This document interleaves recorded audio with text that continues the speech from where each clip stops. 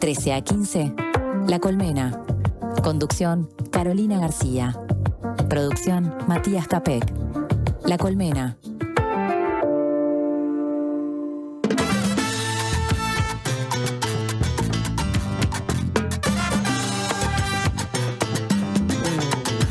Mezcla de agua dulce, mezcla de agua y sal.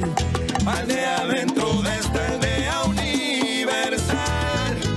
Mezcla de inmigrantes, hispano y español. Milonga, candombe, René rock and roll. nunca favoritos, siempre desde atrás. Milagro que nos abraza en el minuto final. Sol celeste, sol celeste.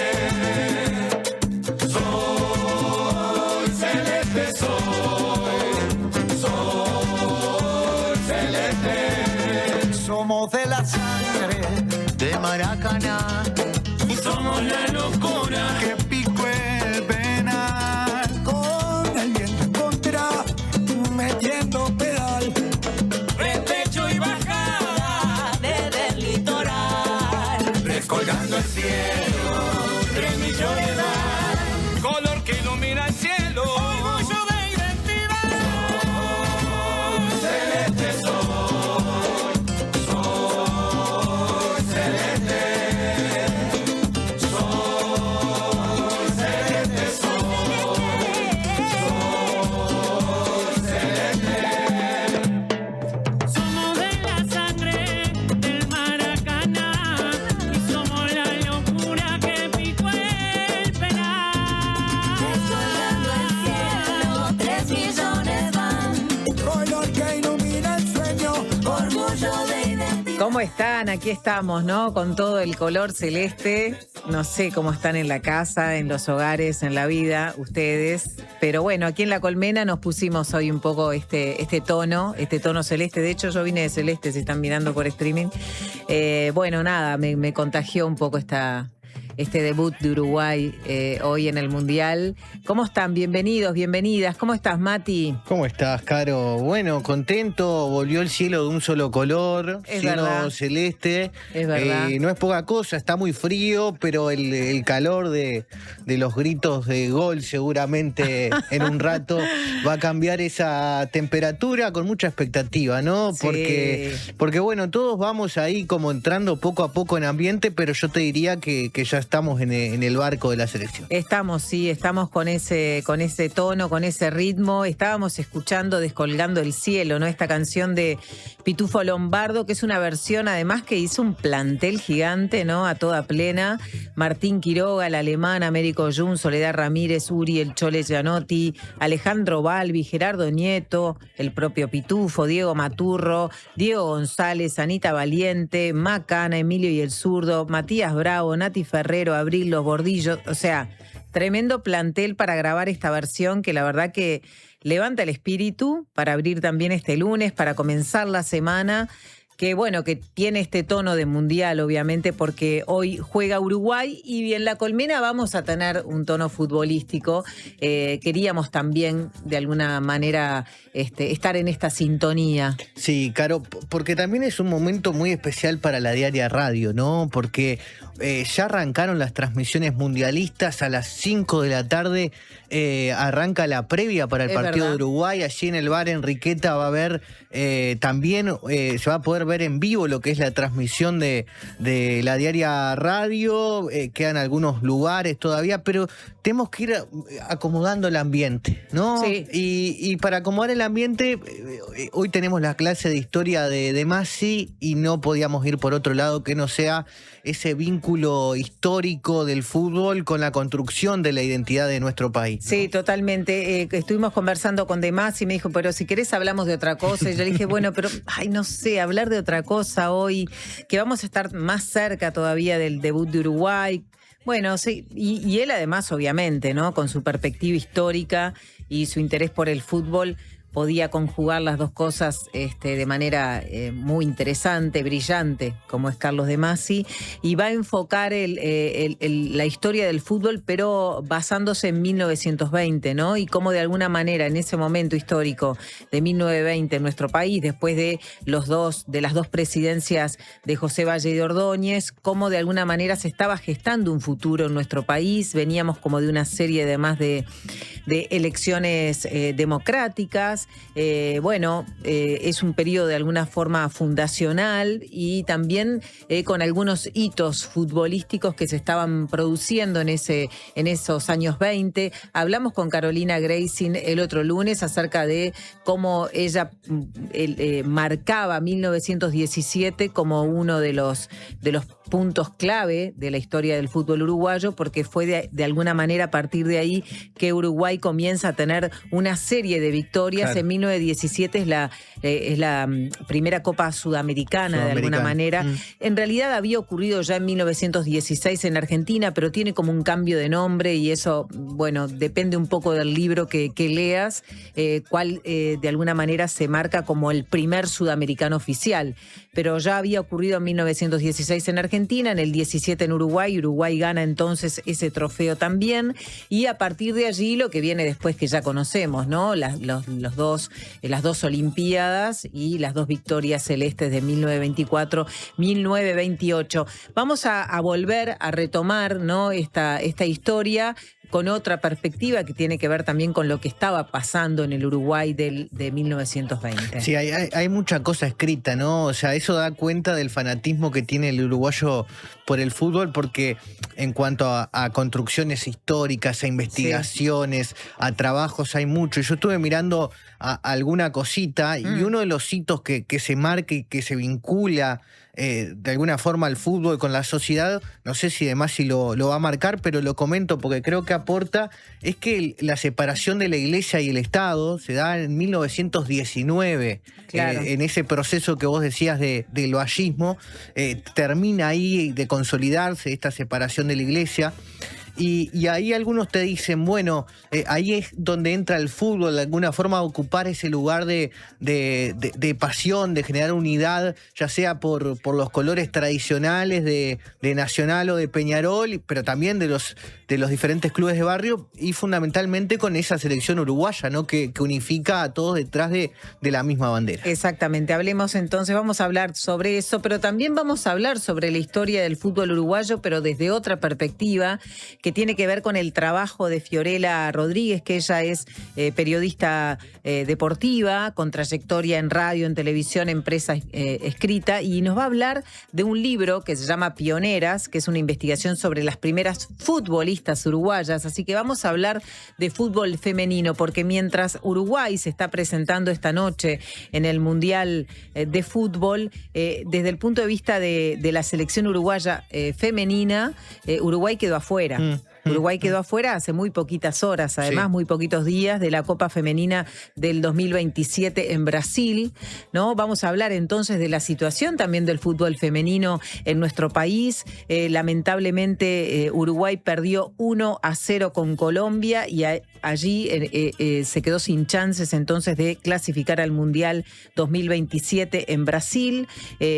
Lamentablemente no pudo entonces conseguir un lugar, y vamos a hablar entonces de eso también, porque mientras hablamos, ¿no?, de lo que va a pasar en Estados Unidos con Uruguay, está bueno saber también cuál es la situación del fútbol femenino en nuestro país. Sí, sabemos poco del fútbol femenino, se habla poco muchas veces.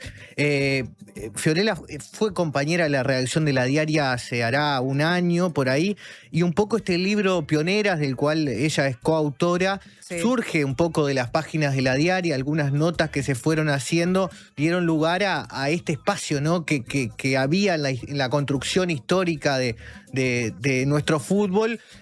Algunos datos para ir comentando. Por ejemplo, en 1970 es donde aparecen los primeros rumbos del fútbol uruguayo femenino. Allí se forma la Asociación Amateur del Fútbol Femenino, y es recién en 1996 cuando esto se empieza a incorporar oficialmente en la AUF. Entonces es algo relativamente reciente si hacemos la comparación histórica con lo que es el fútbol masculino, y a nivel de la actualidad también sigue faltando mucho para los niveles de profesionalización que serían deseables, ¿no? No, claro, y vamos a conocer entonces el nombre de varias mujeres que estuvieron en el inicio de esa primera etapa entonces del fútbol femenino, pero hay que recordar que en nuestro país solo el 11% de las futbolistas se dedica exclusivamente al deporte y apenas el 8% tiene un contrato laboral, según los datos elaborados por la Federación Internacional de Futbolistas Profesionales de la FIFPro,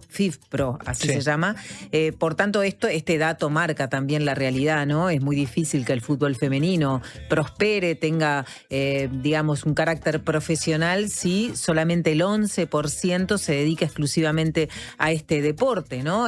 Hablamos obviamente de gran parte del fútbol femenino que todavía se maneja entonces en términos amateur, muy distante a lo que pasa, por ejemplo, en Europa, ¿no? Donde hay grandes ligas y grandes equipos de fútbol femenino, como por ejemplo, no sé, ya hace 20 años que se juega a nivel europeo la liga femenina como la Champions League, digamos, y de hecho Barcelona salió hace muy poquito también campeona, le ganó a un equipo francés que ahora se me fue, creo que es Lyon de Francia le ganó, pero fue, bueno, o sea, estamos hablando obviamente a otro nivel, y Uruguay está bastante despegado y lamentablemente sin poder participar de esta Copa del Mundo el año que viene. Sí, el rol de la mujer también aparece presente, y Fiorella me lo mencionó cuando estuve hablando con ella sobre, bueno, los temas que podíamos abordar en el actual Mundial de Fútbol Masculino 2026, porque allí dentro de los 170 integrantes de los equipos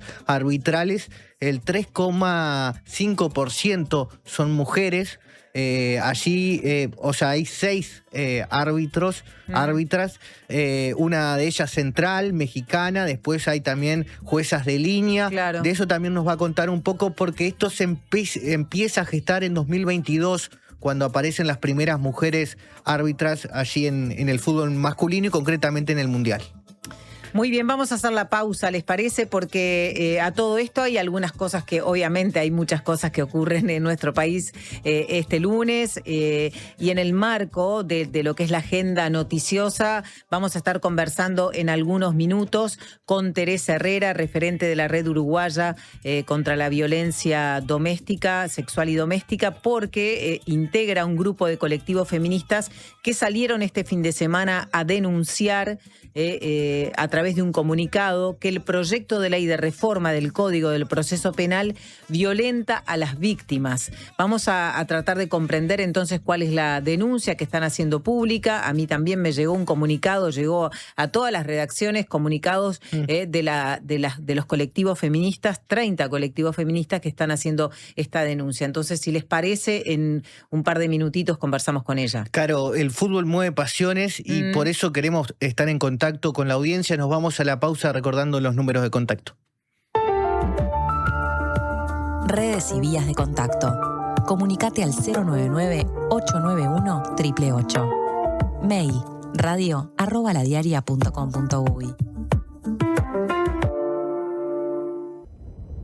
Si cuando pensás en el futuro sentís que tu voz interior deja de hablarte normal y empieza a hablarte de una forma extraña, particular, utilizando un lenguaje excéntrico y un tono exacerbado, mientras escuchan sonidos de efectos especiales y música dramática, es porque te estás haciendo demasiado la película.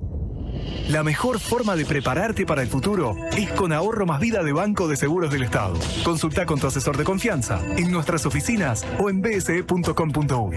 En Vida BSE podés confiar toda tu vida. El Alemán al Auditorio del Sodre. Último disco de Gerardo Dorado, El Alemán. Yo, ¿quién sería? El Alemán, 26 de julio en el Auditorio del Sodre. Entradas en Ticantel. Este año viajá por Uruguay de punta a punta con Red Pagos. Participá y ganá una escapada para 2 personas, todo incluido. Desde Artigas hasta Montevideo. Vos elegís el destino. Registrate en ganarestamacerca.com.uy y suma chances pagando en locales de Red Pagos o en Mi Red Pagos. Red Pagos, más cerca. Ver bases y condiciones en ganarestamacerca.com.uy. Hola. ¿Estás escuchando diversidad de opiniones? ¿Estás bien? Estás en La Diaria Radio 97.9. En Alcance Servicio de Compañía cumplimos 30 años cuidándote. Sumate vos también a la tranquilidad de contar con Alcance. Afilíate ahora con 3 meses gratis y 12 meses con un 50% de descuento llamando al 0800 2902. Alcance 30 años. Amamos cuidarte. Cuando necesites pinturas, materiales, accesorios, insumos para sanitaria y construcción, pensá en A Todo Color. 5 sucursales en Montevideo, Maldonado, Minas y San José. Además, envíos a todo el Uruguay. En pinturas, sanitaria y construcción, todo lo que necesites está en A Todo Color. atodocolor.com.uy. Subí el volumen. Subí el volumen. La Diaria Radio está en el Mundial. Este lunes desde las 17. Uruguay-Arabia Saudita. Contacto desde el estadio, la previa, el relato, el comentario y el análisis en vivo desde Enriqueta con el equipo de deportes de La Diaria y Por Decir Algo. Subí el volumen. Subí el volumen. La Diaria Radio está en el Mundial. Una presentación de Antel, DirecTV, Bro, Megal y UTE. Presenta Médica Uruguaya, sponsor oficial de la selección y la salud uruguaya. Hay criminales que proclaman tan campantes: la maté porque era mía. Así nomás. Como si fuera cosa de sentido común y justo de toda justicia, el derecho de propiedad privada que hace al hombre dueño de la mujer. Pero ninguno, ni el más macho de los supermachos, tiene la valentía de confesar: la maté por miedo. Porque al fin y al cabo, el miedo de la mujer a la violencia del hombre es el espejo del miedo del hombre a la mujer sin miedo. La golpeó, puso un fierro en su pecho, mató La esperanza de un hecho inventó un futuro deshecho. salió así, su bravura cobarde, infernal, tristemente aceptada, normal,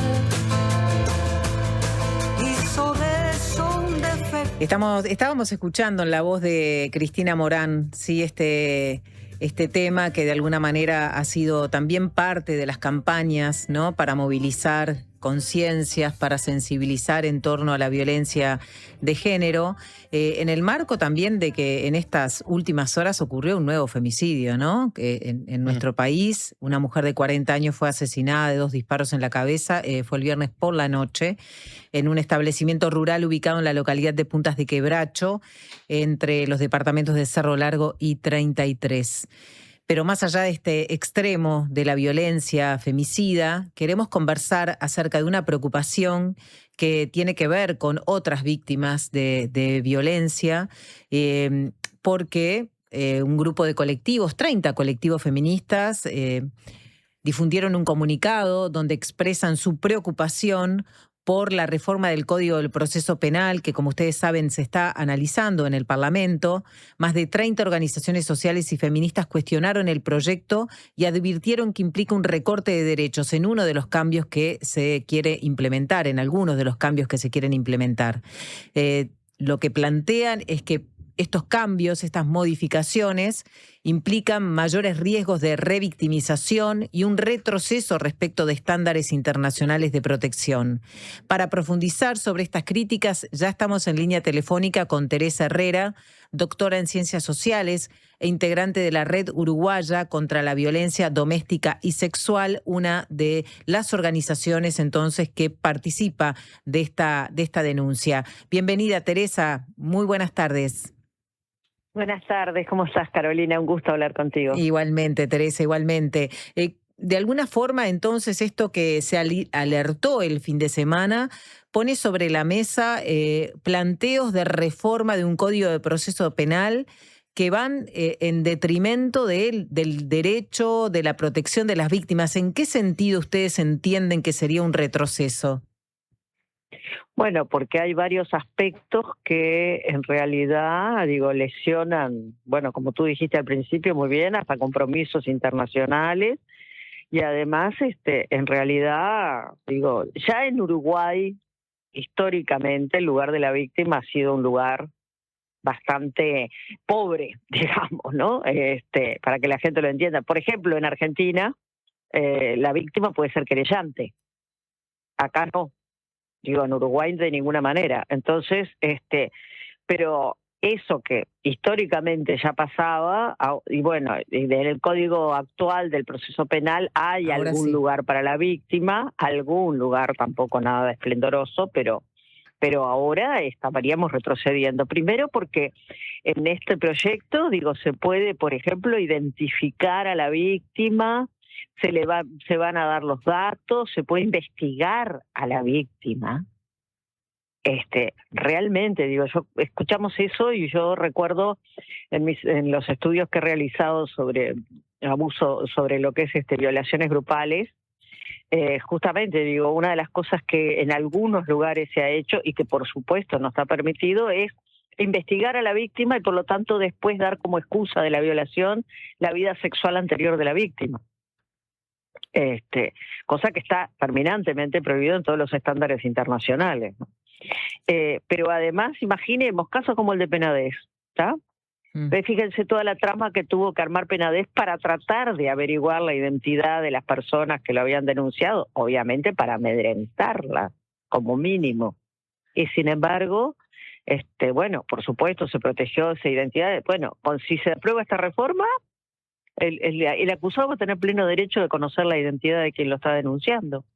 Este planteo con todas las concretamente. consecuencias. Sí. Ese es el planteo, sí. Es decir, entonces, y además de eso, como si esto fuera poco, ante un archivo la víctima tampoco puede apelar, no se puede pedir un desarchivo y que lo revise otro fiscal, o sea que en los hechos el archivo se va a convertir en un sobreseimiento de los culpables, cuando muchísimos de los archivos, sobre todo en los crímenes que nos preocupan a nosotras, obedecen a falta de pruebas y esa falta de pruebas muchas veces obedecen a la falta de recursos del sistema para investigar. Entonces no es un sobreseimiento, pero en los hechos se va a convertir en un sobreseimiento.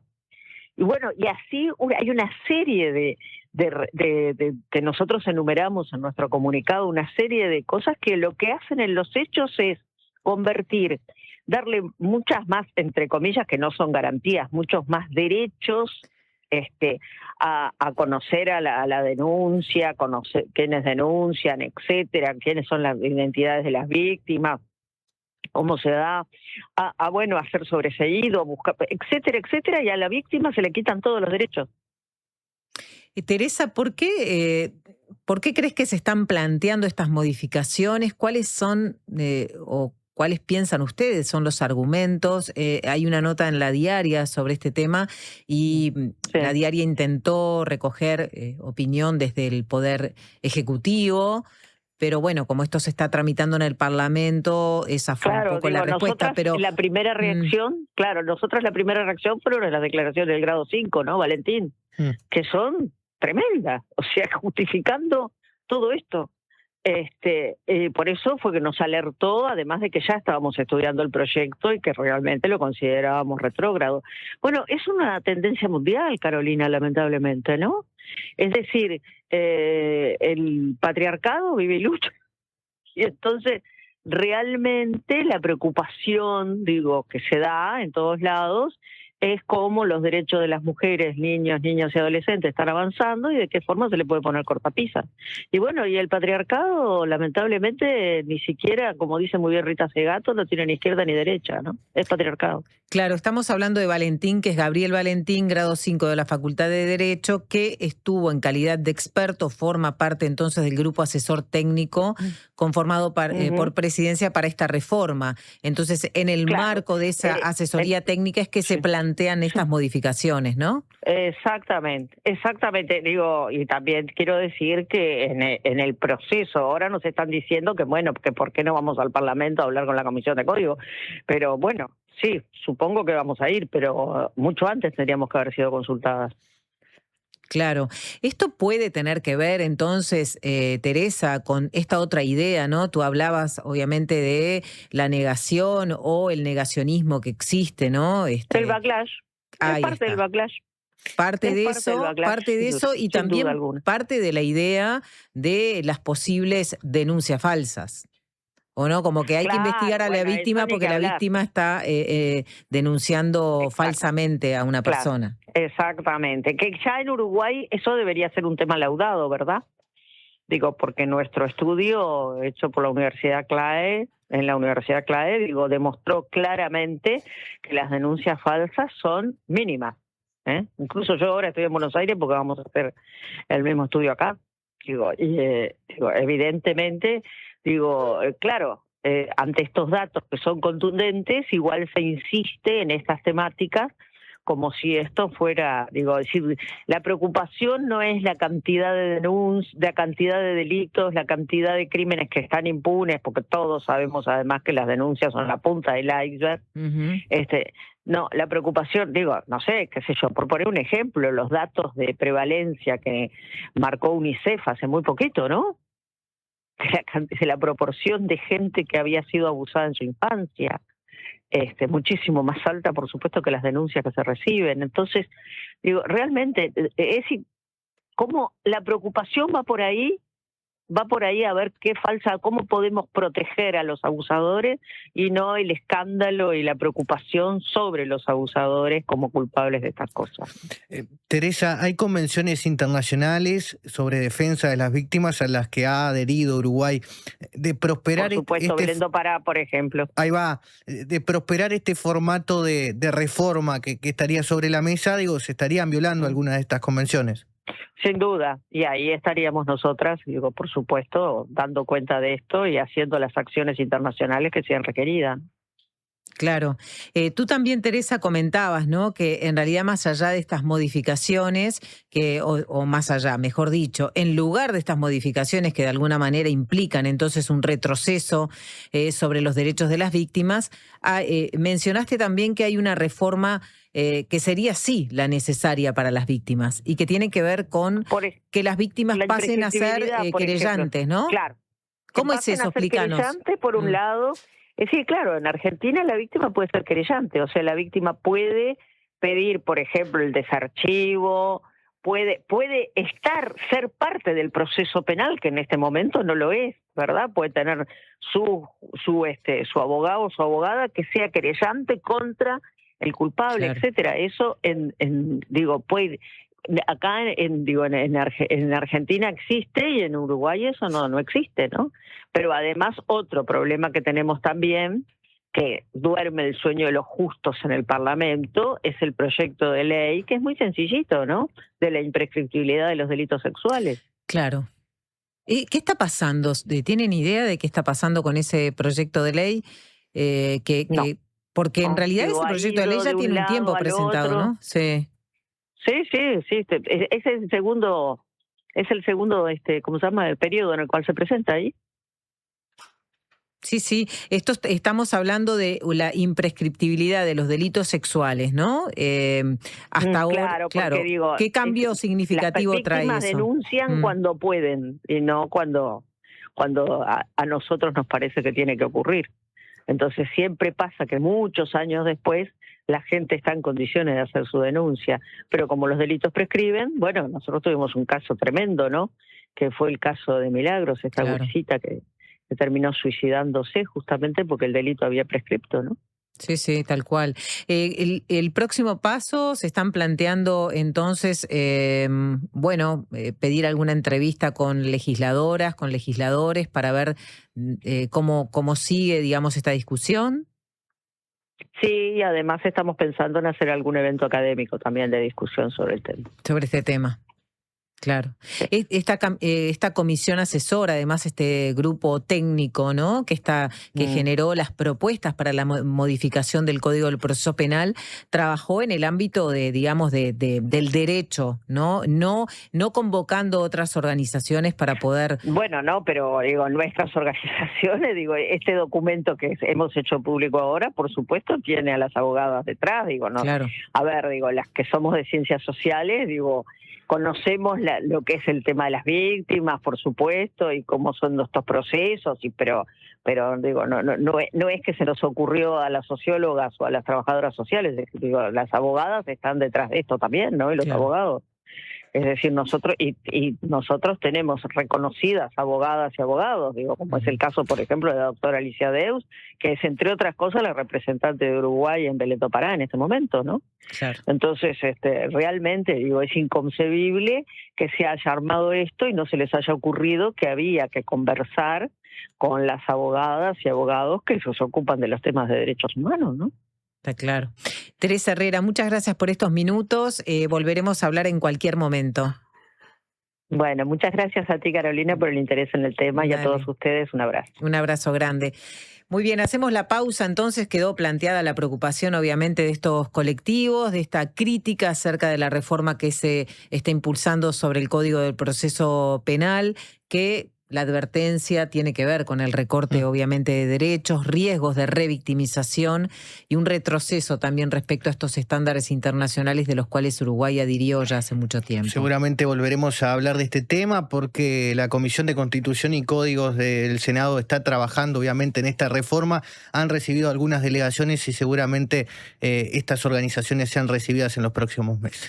Muy bien, hacemos la pausa. A la vuelta volvemos con este tono celeste, ¿no? Hablamos de fútbol, pero desde una mirada que tiene que ver con el fútbol femenino y hablando en particular de las primeras futbolistas uruguayas, de cómo también se ha incorporado la mujer en el fútbol de nuestro país a través del trabajo de Pioneras, una investigación que realizó la periodista Fiorella Rodríguez, a quien vamos a recibir en unos minutos. Empieza a picar la pelota en la colmena y les decimos que está abierto el 099-891-888 para que nos hablen del fútbol femenino, cómo lo ven, cómo se acercan al fútbol femenino y también de esta perspectiva histórica que vamos a estar abordando sobre el final del programa. Enseguida venimos.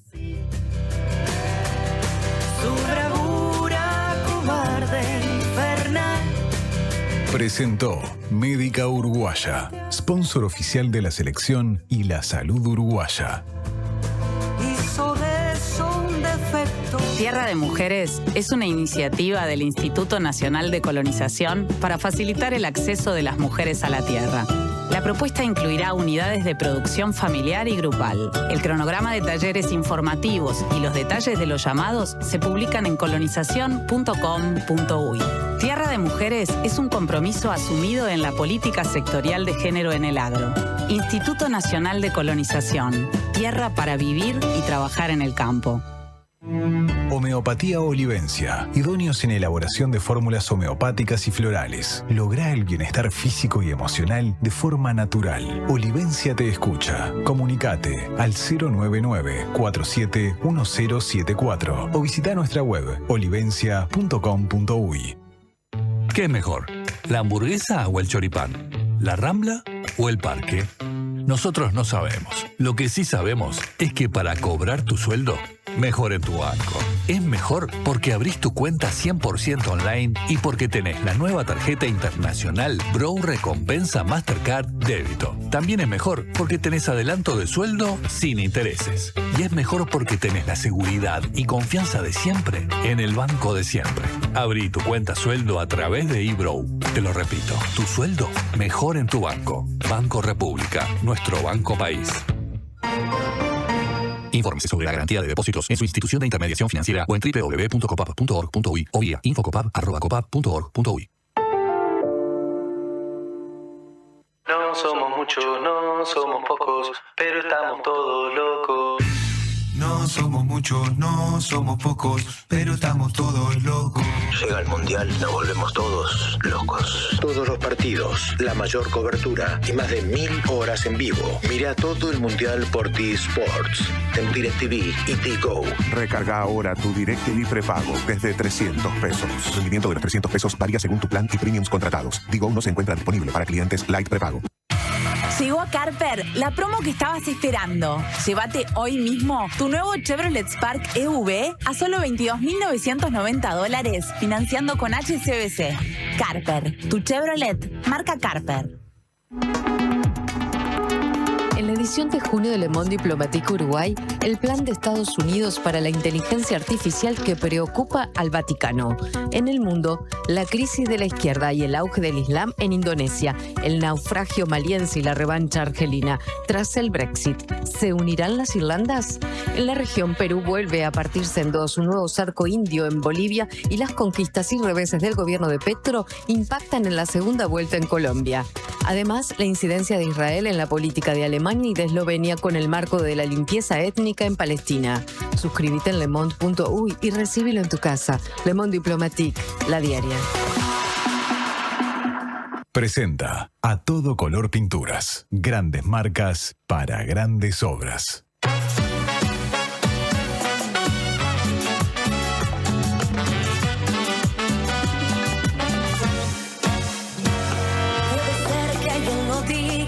Pero no pueden comprobar, no me pida que lo entienda, porque este es mi lugar, un país con 3 millones de habitantes, atrevido entre dos gigantes. Puede ser que no entiendas lo que me pasa, por eso te invito a la Rambla o a una plaza. Los mejores mates, la charla con la vecina y el mejor asado, el de mi esquina. Celeste es el cielo que nos mira desde arriba, porque vos y yo damos la vida. En medio de un sol que baja por el Río Negro, las flores que nos separan entre Soriano y San José. Salto y Rivera, el mago en Tacuarembó. Bueno, estamos escuchando a Luana en una canción que publicó hace muy poquitas horas, que se llama Mi Lema, y que tiene que ver con este cancionero del Mundial, ¿no? Estas apuestas a canciones que le ponen, digamos, tono al Mundial, a la participación de Uruguay. Mi Lema es una canción de cumbia y pop que fue lanzada por Luana junto a Diego Maturro, compuesta especialmente para alentar a la selección uruguaya.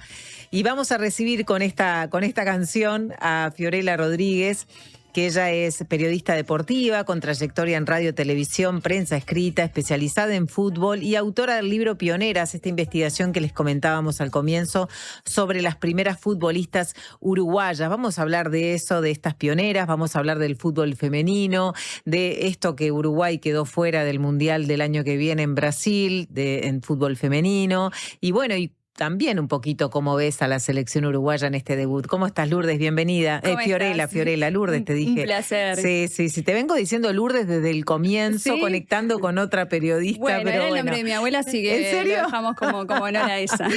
Perdón, Fiorella. Bueno, bienvenida. Muchas Esta gracias. es un poquito tu casa también. Por supuesto. Acá me formé en periodismo deportivo, así que es un placer y un honor. Sí, qué interesante cómo viraste para ese mundo, ¿no? Porque, bueno, en un momento dijiste, me interesa hablar de fútbol en un ámbito que obviamente sigue siendo bastante machista, más allá de que hay muchas mujeres hoy hablando de fútbol.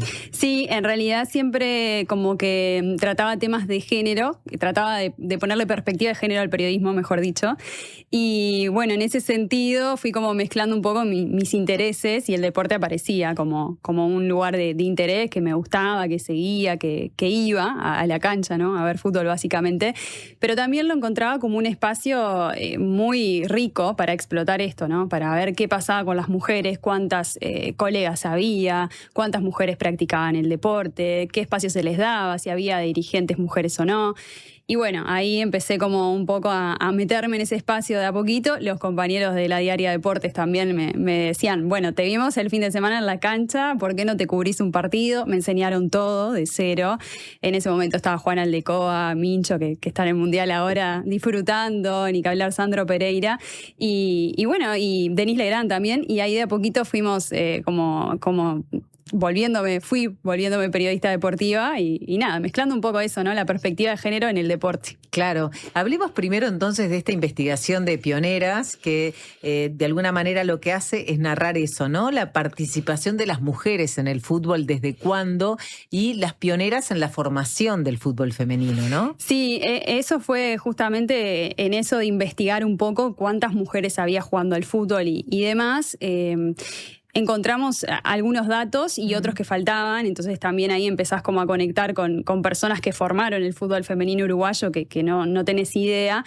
En la diaria estuvo siempre Jorge Burgel, que también es fundador de la primera selección uruguaya femenina, así que teníamos material muy rico ahí para explotar. Y en un día de conmemoración de Nacional del fútbol femenino, Natalia Rovira, la fotógrafa, encontró una foto de una mujer que era, la ponían en redes como la pionera del fútbol femenino, pero no sabíamos más nada.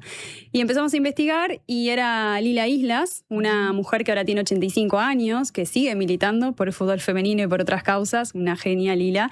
Y bueno, llegamos a ella, fuimos a su casa a hacerle una entrevista y ella nos contó que fue la que organizó el primer campeonato de fútbol femenino amateur, ¿no? Una cosa muy de barrio, muy entre amigas. Y a raíz de ahí nos interesamos por conocer todas esas historias. Entonces, si bien Lila es pionera de las pioneras, porque jugó fútbol femenino amateur, no llegó a jugar en AUF, empezamos a conocer historias y conocimos más de 20. El libro encuadra 14, que son las 12 primeras registradas en AUF, más Lila Islas e Ivonne Matos, que son más veteranas y son preceden un poco a esas pioneras. Claro. Tengo acá anotado que en 1970 se forma la Asociación Amateur de Fútbol Femenino, impulsado por Zulma Palavecino, dirigente de Nacional, y al año siguiente se disputa el primer torneo, entonces. Exactamente, hubo un pretorneo de AUF, podemos decir. Zulma Palavecino, que también fue gran impulsora de todo lo que tiene que ver con el deporte femenino. Ellas organizaron ese torneo más barrial, pero ya era reconocido por AUF, por lo menos AUF reconocía que había mujeres queriendo jugar al fútbol. Claro. Recién en el 95 es que realmente se conforma el primer campeonato oficial de AUF y también la primera selección, que fue Jorge Burgel quien ayudó a reunir a esas mujeres. Claro. Y esas mujeres, ¿no? Estas 14 mujeres, me imagino que te hablan de muchas barreras que seguramente tuvieron que atravesar para poder jugar al fútbol, ¿no? Sí. Si hoy las barreras existen, no sé, 50 años atrás, imagino la dimensión de los prejuicios, por ejemplo, ¿no? Sí, tremendo. De hecho, te llevo, Caro, a mucho más acá en el tiempo de chiquilinas de mi edad, de 30 años, de 25 a 35 años, que las echaban de las casas por querer jugar al fútbol. Imagínate esas mujeres que hoy tienen entre 40 y 80 años, todo lo que tuvieron que vivir, ¿no? Claramente, decir que quería jugar al fútbol era desde sinónimo de algo negativo, algo que no se podía, algo que estaba mal, o simplemente algo que no te iban a apoyar o que no te iban a dar corte, a impulsar, ¿no? A practicarlo porque estaba visto como un deporte de varones. Entonces, muchísimas cosas pasaron realmente. Y algo que a mí me llamó mucho la atención y me quedó como muy marcado es que varias de esas pioneras, cuando íbamos a las casas a entrevistarles y a escuchar sus historias, de repente estaban sus hijos y estaban escuchando la historia por primera vez y se sorprendían. Y decían, pero ¿cómo, mamá? ¿Vos jugaste al fútbol? Y yo pensaba, wow, son historias que forman nuestro fútbol femenino uruguayo, forman parte de la idiosincrasia de nuestro fútbol, y de repente ellas las mantienen como algo que no tuvo importancia o quizás como algo que no quieren contar por todo lo mal que pasaron a pesar de que se estaban divirtiendo jugando al fútbol, ¿no? Claro, sí, de alguna manera tal vez no encontraron mucho eco para contar esa historia. Porque, tal cual. ¿no? O no les parecía importante. O no les parecía importante. Hay algunos datos que hablan, por ejemplo, de mujeres que te contaban que de alguna forma eran la vergüenza del liceo, ¿no? Sí. Esto lo dice Ivonne Matos, por ejemplo, ¿no? Éramos la vergüenza del liceo. Sí. Estas mujeres que jugaban, estas 14 mujeres que fueron pioneras en el fútbol femenino, compartían barrio, compartían instituciones educativas, ¿Cómo era el lazo entre ellas? No, en realidad estaban en todas partes. Muchas estaban concentradas en el Cerro, porque Cerro y Rampla eran de los más fuertes en el fútbol femenino, quizás por eso de barrio, de jugar mucho en la calle, ¿no? Había muchas que eran de ahí, pero habían de todas partes. Hay 2 pioneras que son de la Costa de Oro, o sea, de la zona metropolitana, y realmente hay de todos los barrios. Y lo que decías anteriormente es tal cual. Ivonne Matos, de hecho, cuenta que cuando ella jugaba al fútbol en el liceo, que estaba muy mal vista, tuvo su primer novio y cuando la vio jugando al fútbol se metió a la cancha a querer sacarla. Y ella siguió jugando y se quedó sin novio y obviamente no le importó, ¿no? Pero esa historia se repite sistemáticamente en varias de las pioneras. ¿Estamos hablando de los años 70? Sí, entre los 70 y los 90. Entre los 70 y los 90. ¿Y cercanos a los 90 también este tipo de historias? Sí, en realidad te diría a los 2000 y quizás hasta el día de hoy sigan pasando, no lo dudo, pero sí fue mejorando, es cierto, o fuimos entendiendo que es un deporte y ya. Claro. Voy a nombrar a estas 14 mujeres, ¿no? Lila Islas, Ivonne Matos, Sarita Figueras, Alejandra Laborda, Ruth Gasdía, Ana Pereira, Silvia Arévalo, Analía Guerrero, Fabiana Joffriu, Patricia Gularte, Natalia Moreira, Natalia Velando, Adriana Reyes y Graciela Barbosa. De alguna manera ya nos dijiste un poco el proceso de selección, pero hubo una elección en concreto sobre estas 14. ¿Por qué? ¿Cómo lo hiciste? Sí, en realidad fueron las primeras historias que hicimos y llegó un punto que nosotros mismos dijimos, bueno, basta, porque si no vamos a entrevistar a todas las jugadoras uruguayas que fueron pioneras, ¿no? Fue simplemente por una cuestión de orden. Las historias son muy ricas, pero estoy segura de que si hubiésemos seguido, las demás también tenían la misma importancia. Lo que sí está bueno destacar es que las 12 que no son Lila Islas e Ivonne Matos, que son de las prepioneras, digamos, todas formaron parte de la primera selección uruguaya. Todas esas 12. De hecho, en la mayoría de las historias tenemos registros de fotos o de videos de sus primeros carnés de AUF, que fueron todas el día que avisaron que se podían registrar. Y claro, les iban tocando los números por sorteo. Silvia Arévalo tiene el número 1, por ejemplo. Entonces ellas muy orgullosas nos compartían su carnet de AUF de ese día. Claro, y estamos hablando de que en esos momentos, ¿no? En los 70, cuando comienza entonces el fútbol femenino, hay alrededor de ¿cuántos equipos participantes del primer torneo? Bueno, en los 70 en realidad eran muy poquitos, eran 4 o 6, porque seguía siendo muy amateur. Ya en el 95 eran un poquito más, 10 equipos quizás, capaz se me está pasando alguno, pero ya había nombres que hoy siguen jugando. Cerro, Rampla, Colón, estaba Nacional, Peñarol aparece mucho después, pero ya se iba armando un poco más lo que conocemos hoy del fútbol femenino. Del fútbol femenino. Exacto. Entonces vayamos un poquito a hoy, tal vez, ¿no? Hoy que decíamos en el comienzo, y de hecho tenemos un mensaje de alguien de la audiencia que nos dice que realmente una lástima que no tenga la difusión que se merece el fútbol femenino, porque se está enterando con nosotros aquí en La Colmena que hay un mundial femenino en Brasil el año que viene.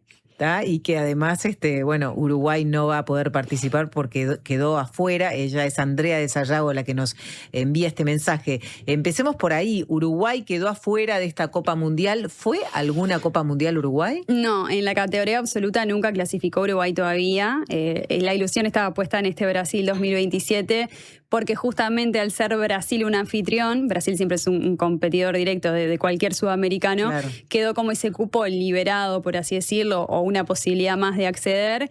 Pero realmente a Uruguay le fue muy mal en este torneo clasificatorio. Por primera vez se hizo una Liga de Naciones femenina, similar a la Copa América y a los otros torneos que clasifican a los mundiales.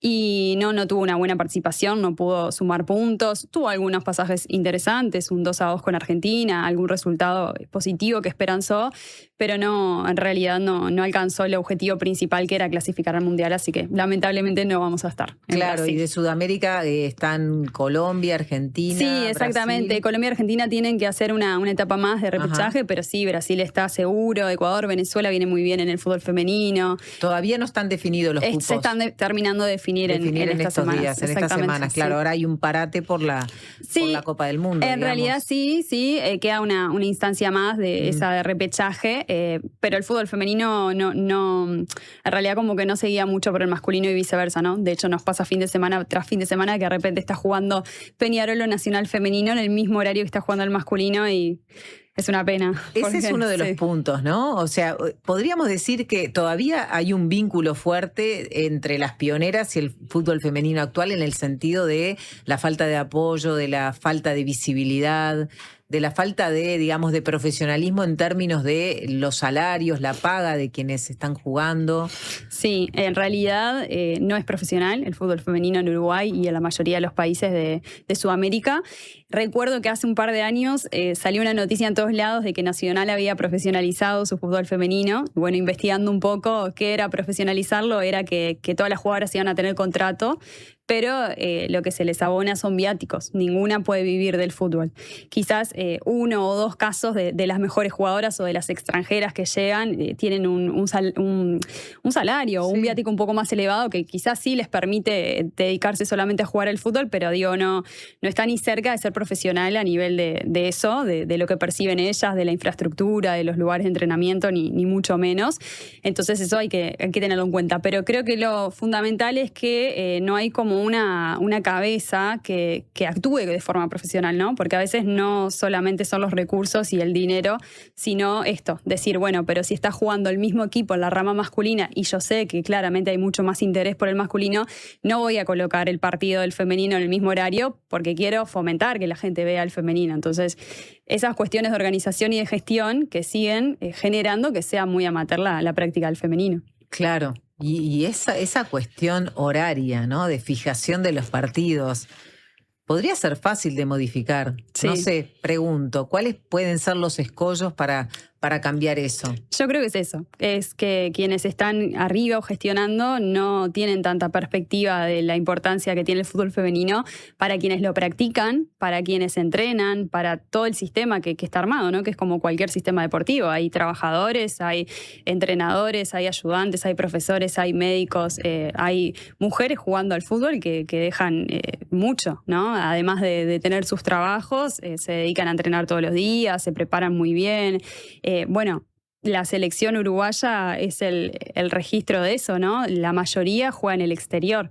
El 95% de nuestras jugadoras están afuera, están en España, están en Brasil, están en México, en Estados Unidos, en Argentina. Entonces habla de que tenemos una materia prima muy buena y vos no entendés, decís, pero ¿cómo? Si no tienen buenas canchas, no les dan recursos, no tienen nada, hacen lo que pueden con lo poquito que perciben, salen tan buenas. Bueno, eso habla del compromiso que tienen ellas y de que como somos un país muy futbolero, siempre sacamos buenos jugadores, ¿no? Sea el género que sea.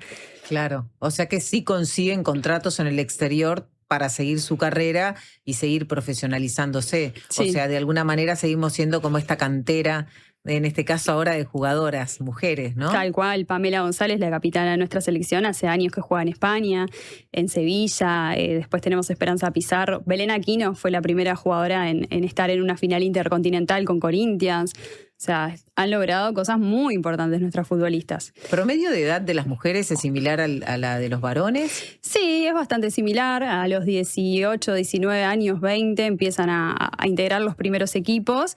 Quizás se extiende un poco más la práctica, ¿no? Hay mujeres, el otro día comentaba un partido de juventud de 32, 33, 34, 37 años. Capaz que no es tan común en el fútbol masculino, pero sí, el inicio es más o menos similar. Claro. ¿Qué pasa con la maternidad, no? Digo, porque estamos hablando de una profesión que obviamente que requiere un esfuerzo físico, un entrenamiento. ¿Qué datos tenés acerca de de cuál es el conflicto con la maternidad en el caso de las jugadoras de fútbol? Bueno, tocaste un tema muy bueno porque hay muy poca información sobre eso. La mayoría de las jugadoras que deciden ser madres, que quedan embarazadas, dejan la práctica deportiva sin mucho pienso, digamos. Camila Delgado es una jugadora que actualmente está en Danubio y que estaba en Peñarol cuando decidió ser mamá. Y fue el primer caso que Peñarol atendió de maternidad en un plantel de fútbol femenino. Es decir, que le dijeron, no te vayas, no dejes de jugar al fútbol, nosotros tenemos médico, tenemos todo a disposición para que vos sigas practicando estando embarazada, ¿no? Y fue el primer caso que además se registró en su contrato, que iba a ser madre y demás, y que se la atendió y se le dio un seguimiento, y que cuando tuvo a su niño después volvió a jugar al fútbol. Pero creo que es de los primeros casos, por lo menos, que se formalizó, ¿no? Después la mayoría es, bueno, voy a ser mamá, dejo el fútbol y vuelvo cuando puedo, porque obvio que me puedo lastimar, ¿no? Es como una cosa que no está supervisada y que todavía no está registrada en ningún lado, porque al no ser profesional tampoco hay ningún compromiso, entonces es como algo bastante de ocio, ¿no? Aunque ellas representen a los equipos en AUF. Claro, esto parece ser como un paso aún posterior, teniendo en cuenta, ¿no?, la cantidad de cuestiones reglamentarias y de los propios contratos que todavía hay que resolver. Vos me decías que en realidad son pocas, acá está el dato, creo que el 8% tiene un contrato laboral, sí, y el 11% de las futbolistas se dedica exclusivamente al deporte. Esto habla entonces de alguna manera de la precariedad, de la formalización de las mujeres en el fútbol femenino. Aún así, te pregunto, ¿cómo ves el fútbol femenino en términos de jugadoras, de disposición, del propio juego, del propio fútbol? Y bueno, yo lo veo muy bien en cuanto a las jugadoras y a lo que hablábamos recién, a las posibilidades de salida que tienen, que cada vez aparecen más recursos para llevarlas al exterior, para que puedan vivir del fútbol, las vienen a buscar representantes, después cada uno tendrá su opinión si eso está bueno o no, pero empiezan a tornarse un poquito más profesionales en ese sentido. Después, en cuanto a lo que pasa acá en Uruguay, creo que seguimos en la misma. Hemos mejorado un poco.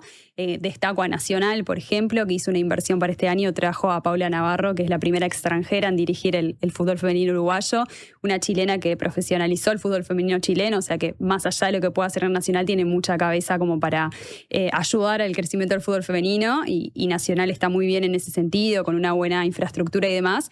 Pero después es un tema de eso, ¿no? La puja siempre entre lo que hace AUF y lo que hacen los clubes, y los clubes critican a AUF y AUF critica a los clubes, y la falta de personas en la gestión del femenino que realmente tengan interés en que crezca. En cuanto a las jugadoras, te digo que vamos bárbaro y que si seguimos así, vamos a seguir viendo a las Belén Aquino, a las Esperanza Pizarro. Habría que entonces lograr retener, obviamente, con un fútbol más profesional. Vamos a hacer una pausa. Dale. Y a la vuelta, Fiorella, conversamos un poquito sobre el Mundial actual, claro, y también cuál es la presencia de las mujeres en este torneo. Hay un mensaje que nos llega para la colmena celeste, dice, porque bueno, estamos con este tono celeste. En Paso de los Toros existía fútbol femenino antes de los 70. Cuando encuentre la foto las paso, nos dice un oyente. Y en realidad sí tengo en la nómina de los equipos participantes pioneros un equipo de fútbol de Paso de los Toros de Tacuarembó, sí, ¿no? Sí, no lo dudo, es que sí, en el interior es muy fuerte y seguro data de mucho antes incluso. Y de hecho, River Plate de San José, San Lorenzo de San José y Santiago Vázquez. Bueno, los otros nombres son las Águilas Negras, Amazonas, sí, Bella Vista de San José, o sea, en San José. Sí, las Águilas Negras y Amazonas, las pioneras dicen que eran bravísimas. ¿En serio? Tremendos equipos, sí, muy aguerridas. Hay fotos de esto en tu libro Pioneras, déjame que lo muestre. Sí, claro. Así, para aquellos que quieran indagar, conocer un poquito más de cerca, acá está el libro Pioneras de Fiorella Rodríguez. Hacemos la pausa y enseguida venimos.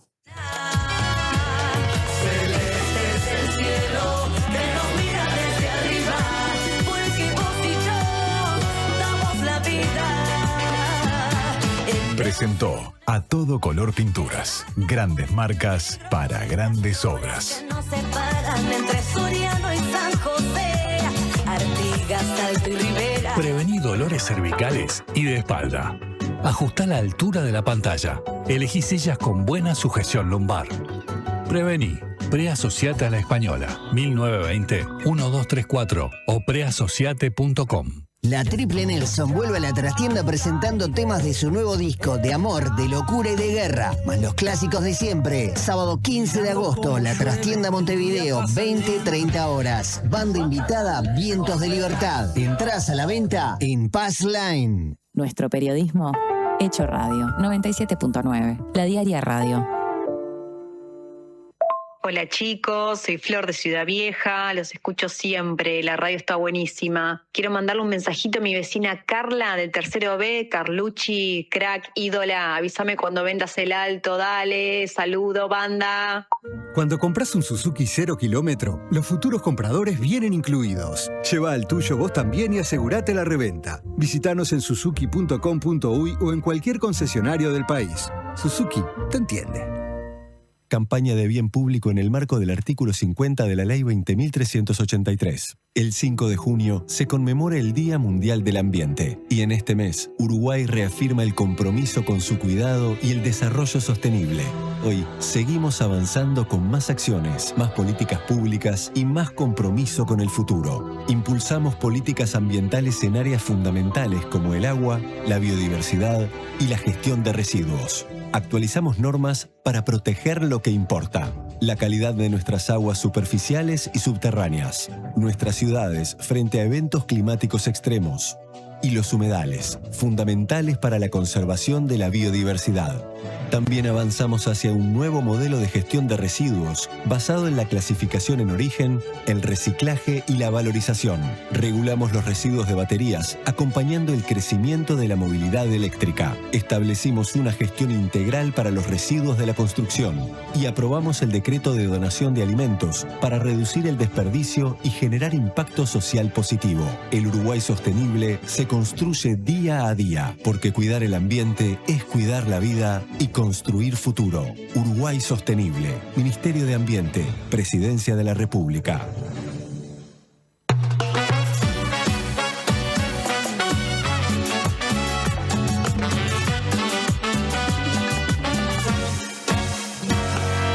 ser que alguien lo diga, pero no pueden comprobar. No me pida que no entienda, porque este es mi lugar. Un país con 3 millones de habitantes, atrevido entre dos gigantes. Puede ser que no entiendas lo que me pasa, por eso te invito a la Rambla o a una plaza. Los mejores mates, la charla con la vecina y el mejor asado. Pasan 4 minutos de las 14 horas, estamos hablando de fútbol. Hace unos minutos, ya con Fiorella Rodríguez, hablando de las pioneras del fútbol femenino. Estamos hablando del fútbol femenino, también estamos hablando de lo que pasa en estos días con la Copa del Mundo, con el Mundial 2026. ¿Qué pasa con el fútbol femenino en términos internacionales, Fiorella?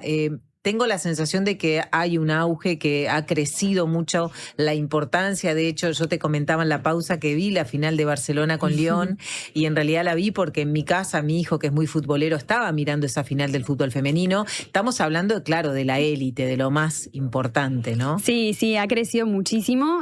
Creo que es una cuestión más que nada de difusión, de políticas de género también. El Barcelona, que es uno de los equipos más fuertes, tiene buenas políticas de género, gente que labura en eso y que lo hace muy bien. Y creo que ese es fue el punto de partida para que hoy se vea en cualquier parte del mundo, ¿no? Y que se pase también en los canales típicos donde vos un sábado, un domingo te sentás y si querés ver algo de la Champions, de la Euroleague, lo que sea, bueno, ahora tenés femenino y eso está buenísimo. Como vos decís, genera intereses en personas que quizás tenían esa chispita de verlo o no tienen esa barrera de si es de masculino o femenino, pero capaz que no tenían dónde verlo porque te implicaba entrar a YouTube, buscar por qué plataforma. Bueno, ahora se pasa en la tele, entonces eso también ayuda mucho. Pero de todas maneras sigue siendo, ¿no? Una cuestión marginal en términos también de interés de los grandes medios, sin duda. Sí, sin duda. Creo que justamente en Europa recién hace algunos años que se está incluyendo como parte de la agenda, pero acá todavía no. Todavía no, y cuesta mucho encontrar dónde ver los partidos del fútbol local. Las finales se mueven un poquito más, pero también la gente siempre escribe preguntando. No lo incluimos tanto en la agenda a los periodistas, ¿no? Entonces por ahí parte todo, me parece. Sí, tal cual. ¿Y el público que va a las canchas a ver fútbol femenino, decimos que es mayoría mujeres? ¿O hay también varones que miran el fútbol femenino en las canchas? No, yo veo muchos varones que son futboleros. que les interesa a nivel de ser entrenadores o no sé, que están estudiando, mucho niño también, mucha familia llevando niñas y niños por igual, entonces ese niño ya aprende que hay un fútbol, que lo juegan varones y lo juegan mujeres. Yo creo que nosotros como niños aprendimos el fútbol como el fútbol de varones. Después, mirá, las mujeres también juegan, ¿no? Como esa sorpresa. Pero ahora hay muchos niños que realmente no van a entender la diferencia hasta que no vean quizás las cuestiones de recursos y demás, ¿no? Pero, no sé, me pongo el ejemplo de mi primita que ahora tiene 10 años y que su primer partido en el Estadio Centenario fue viendo la selección femenina, entonces es lo normal para ellos, ¿no? Claro, eso viene cambiando. ¿Qué pasa con este Mundial 2026 y la participación de Uruguay, que debuta esta tardecita frente a Arabia Saudita? ¿Cómo ves a Uruguay en este grupo H? Bueno, llegamos muy entreverados con muchas cosas que pasaron en el medio, con la selección, con mucha crítica y mucha resistencia y reticencia por parte de los uruguayos a Marcelo Bielsa. Creo que falta mucha humildad en el uruguayo a la hora de entender lo que es un entrenador, cómo trabaja, cuáles son sus procesos, de respetar la autoridad en ese sentido, ¿no? Nos arraigamos mucho a los momentos felices y no damos paso a nuevas etapas, nuevos procesos y creo que eso afectó bastante por todo lo que se dijo y surgió desde la prensa y desde el sentir popular de Marcelo Bielsa, que puedes estar de acuerdo o no, pero creo que se fomentó hubo como mucho amarillismo, por así decirlo, de algunas cosas que eran tonterías. Pero bueno, creo que llegamos con buenos ánimos, que en el último trayecto de preparación acá en Uruguay cambió un poco la cara, se vio a los jugadores, no sé, mucho más cercanos con el entrenador, con sus familias y demás. Creo que tenemos mucho potencial. Hay muchas lesiones, así que eso también hay que tenerlo en cuenta. Lesiones, ¿no? Ese es un tema. Sí, es un tema, pero el equipo de hoy la verdad que tiene un potencial tremendo. Vuelven a estar Valverde con Bentancur en el medio, o sea, hay con qué. Obviamente hizo algunos cambios el entrenador, tuvo que cambiar los laterales, los defensas por las bajas. También adelante Facundo Pelistri no va a estar porque no ha rendido. Ha tenido inteligencia en ese sentido de, no quedarse con lo que venía jugando y listo, sino ver los procesos de los jugadores en la previa al Mundial. Así que yo nos veo bien. Para hoy, por lo menos con Arabia y con Cabo Verde, España va a ser más complicado, ni que hablar, pero creo que tenemos una buena selección. Creo que a los cuartos de final podemos llegar perfectamente. ¿En serio? Y sí. Bueno, dejamos aquí entonces esa promesa de Fiorella, llegar a los cuartos de final. Y para ir cerrando, en términos de la participación de las mujeres en este Mundial, ¿no? A nivel, por ejemplo, de arbitraje, ¿es relevante o no tanto la participación de las mujeres? Sí, muy relevante, Caro, y te quiero leer los nombres porque me parece que es importante, porque por primera vez va a haber una árbitra mujer encargándose de un partido como árbitra principal, ¿no? Ya habían estado algunas como árbitras secundarias, como asistentes. Ahora Katia Itzal García, que es mexicana, va a ser árbitra central durante todo el Mundial. Tori Penso de Estados Unidos también. Son las dos que van a estar en ese rol. Después Sandra Ramírez de México, árbitra asistente. Brocky Mayo de Estados Unidos, también árbitra asistente. Catherine Nesbitt de Estados Unidos, también como asistente. Y Tatiana Guzmán de Nicaragua va a ser oficial de Video Bar, la única mujer que va a estar en ese rol. Pero es la primera vez que hay dos en un rol principal, así que va a ser histórico para el arbitraje a nivel de mujeres. Muy y destacar también la participación de colegas, que tendría que hacer la investigación para saber las cifras puntuales, pero hay muchas más colegas, seguro, que el Mundial pasado. Sí, yo lo vengo viendo en las transmisiones, me llama la atención, ¿no? El protagonismo, ¿no? Porque muchas veces de repente la mujer estaba en un rol más como secundario, pero ahora la veo comandando, digamos, una transmisión, siendo la protagonista de una cobertura. Creo que eso ha cambiado muchísimo en los últimos tiempos, ¿no, Fiorella? Creo que sí, que antes era mucho más, mujeres al campo de juego, ¿no? Sí. La típica de que comentarista no podía ser o no se te ofrecía, y he visto muchas comentaristas mujeres, sobre todo argentinas, que siempre fueron pioneros los argentinos en que las mujeres ocupen el mismo espacio en el periodismo, así que muy bueno en ese sentido también. Muchas gracias, Fiorella Rodríguez, por acompañarnos en estos minutos en La Colmena, y bueno, nos estaremos encontrando en otra oportunidad. Claro que sí, un placer, a las órdenes. Hacemos la pausa y está Carlos De Masi con su columna de historia de los lunes, y vamos a seguir hablando un poquito más de fútbol en este día tan especial. El fútbol, ustedes saben, es nuestra identidad, parte de nuestro ADN, y vamos a ir a rescatar algunos cimientos de esa identidad. La Colmena. Puesta al aire, Alejandro Correa y Joaquín González. Asistencia de producción, Francisco Muso.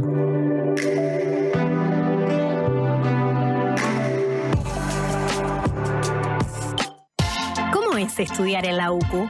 Es estar en movimiento, sintiendo cómo ideas, personas y lugares se transforman. Es conectar con otros para potenciar tus ideas y generar impacto en lo que nos rodea. Es ser parte de la propuesta universitaria más innovadora y actualizada del país, que te impulsa a desarrollar tus talentos. Universidad Católica del Uruguay, el futuro que está en vos y en nosotros. En Habitab, resolvé todas tus gestiones. En nuestros más de 520 locales de todo el país. Y también desde nuestras aplicaciones. Más información en habitab.com.uy. Este año viajá por Uruguay de punta a punta con Red Pagos. Participá y ganá una escapada para 2 personas, todo incluido. Desde Artigas hasta Montevideo. Vos elegís el destino. Registrate en ganalestamacerca.com.uy y suma chances pagando en locales de Red Pagos o en Mi Red Pagos. Red Pagos, más cerca. Ver bases y condiciones en ganalestamacerca.com.uy. Una radio para escuchar todo el día. La Diaria Radio, 97.9. Hay una cancha donde juega la selección y hay otra donde jugamos todos. En una se cuida el arco, en la otra se cuida la salud. Son partidos distintos, pero con algo en común: la importancia de estar bien acompañado. Por eso Médica Uruguaya juega afuera de la cancha, cuidando a los que están adentro y a todos los uruguayos. Médica Uruguaya, sponsor oficial de la selección y la salud uruguaya. Subí el volumen. Subí el volumen. La Diaria Radio está en el Mundial. Este lunes desde las 17. Uruguay-Arabia Saudita. Contacto desde el estadio, la previa, el relato, el comentario y el análisis en vivo desde Enriqueta con el equipo de deportes de La Diaria y Por Decir Algo. Subí el volumen. Subí el volumen. La Diaria Radio está en el Mundial. Una presentación de Antel, DirecTV, Bro, Megal y UTE. Conducción, Carolina García. La Colmena. Sube y deja el tendal y se alegría y se ilumina la tarde de gol. Maravilla de ver la pelota en sus pies, liviana golondrina. Venga a verlo bailar en la línea de cal, peinadito a la gomina. Estamos ya recibiendo a Carlos de Masi y estamos escuchando una canción que se llama Maravilla Negra, ¿no? ¿Es esta la canción? Sí, perfecto. Está hablando de Leandro Andrade, ¿no? Leandro Andrade, así se llamaba el jugador de fútbol. Y es una de las canciones que integra un álbum de Mauricio Ubal y La Murga Contrafarsa, que tiene canciones dedicadas al fútbol. Y bueno, y pensamos un poco en esta Maravilla Negra porque obviamente este jugador de fútbol fue campeón olímpico y forma parte también de ese grupo de futbolistas que gestó nuestra identidad en torno al fútbol. Y ya con esto recibimos a Carlos. ¿Cómo estás? Bienvenido. Buenas tardes, muchas gracias. Mirá, Leandro Andrade forma, digamos, es excepcional por varios sentidos. Es el primer jugador afrodescendiente que es figura mundial. Claro. Yo pensaba, bueno, lo que pasa es que en Francia, en París, los afrodescendientes estaban de moda. No, la moda empezó el año siguiente, cuando fue Josephine Baker. En 1924 todavía no. O sea que realmente él fue una excepción. Fue una excepción y además no solo que era un gran jugador, sino que además el hecho de ser afrodescendiente atraía las miradas. Y según dicen, era elegantísimo jugando. Era así un jugador que, digamos, prácticamente los rivales no lograban tocarlo. Mirá. Debe ser una cosa impresionante. Así que bueno, y forma parte un poco digamos, de la historia que hoy quieres contar, Carlos, que tiene que ver con, bueno, el fútbol uruguayo naciendo también con el nacimiento de un Uruguay que miraba el futuro, ¿no? Sí, a ver, era un Uruguay que todavía estaba muy anclado en el pasado porque venía de una historia de permanentes enfrentamientos. Claro. Es decir, prácticamente en todo el siglo XIX, después de la independencia, no encontrás un momento en el cual todos los uruguayos estén de acuerdo marchando en la misma dirección. No, fíjate que hasta hay intervenciones extranjeras y hay grupos que están a favor y grupos que están en contra.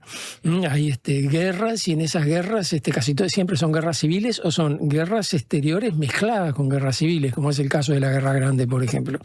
Entonces, no hay, digamos, un momento en el cual uno diga en el siglo XIX, bueno, una vez que se juró la Constitución, aquí, digamos, el país marcha en todo hacia adelante. No, estaba atravesado por profundas divisiones.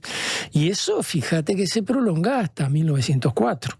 Es decir, en 1904, la Revolución del 4 empezó en enero, terminó en septiembre, con la muerte de Aparicio Saravia, pero, digamos, los blancos estaban vencidos, pero no estaban convencidos. Es decir, la idea de que, digamos, en cualquier momento podía haber una revolución estaba latente y, bueno, la división se mantenía.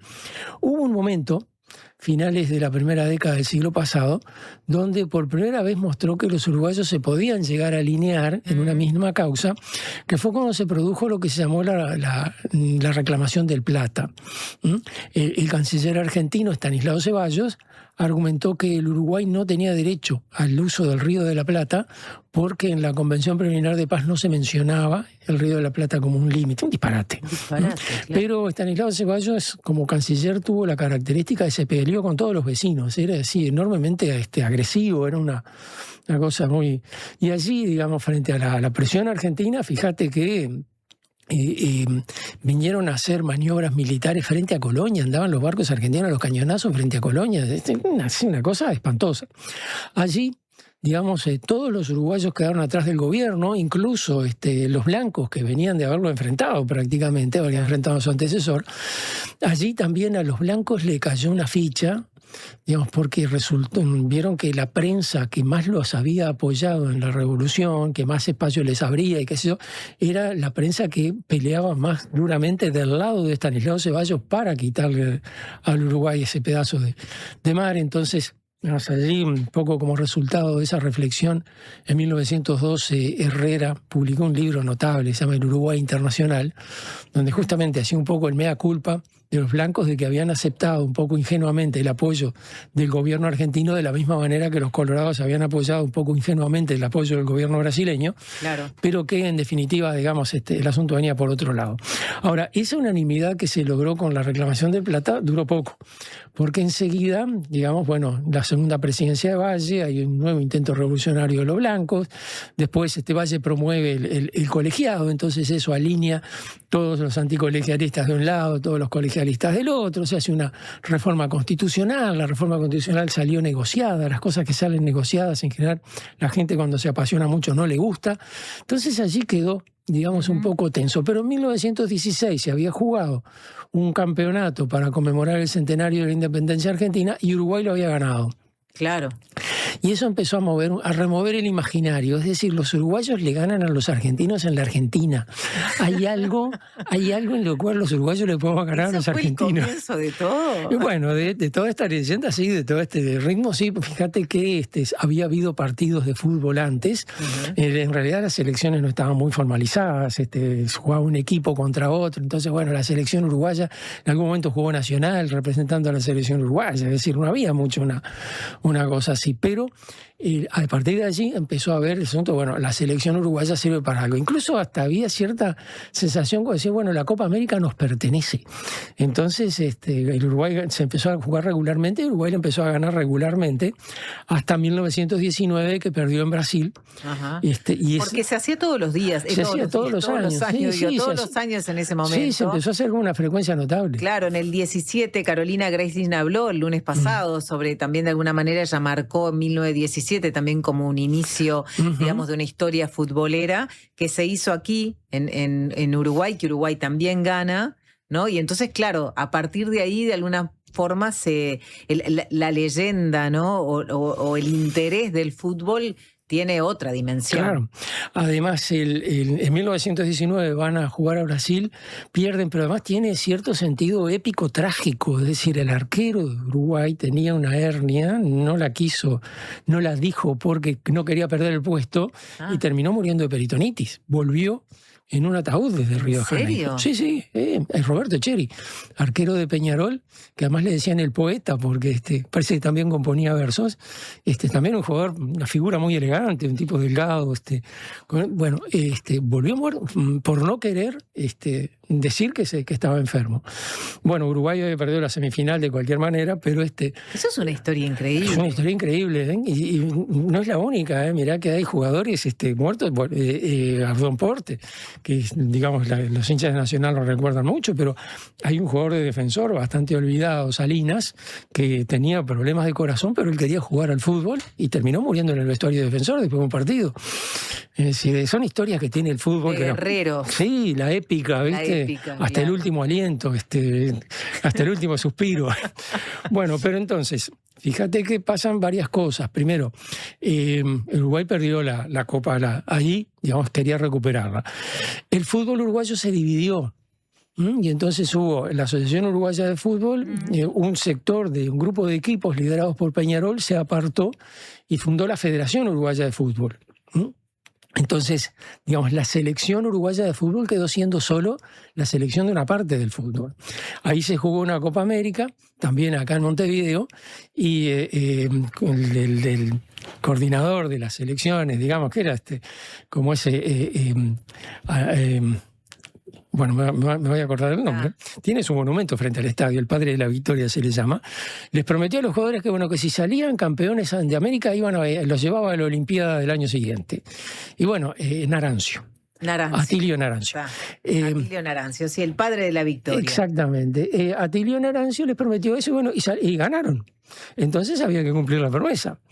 Por lo tanto, digamos, un poco medio aventureramente, tratando de ganarle a la federación la posibilidad de mandar la delegación a la Olimpiada. Narancio se afilió a la FIFA, la federación se afilió al Comité Olímpico Internacional, pero el comité, como la FIFA era la que manejaba eso lo explicó acá muy bien Pilo Arregui el otro día en una entrevista muy linda que le hicieron, como la que pesaba allí era la FIFA. Bueno, la Asociación Uruguaya de Fútbol mandó una delegación, que era la delegación de la mitad del fútbol.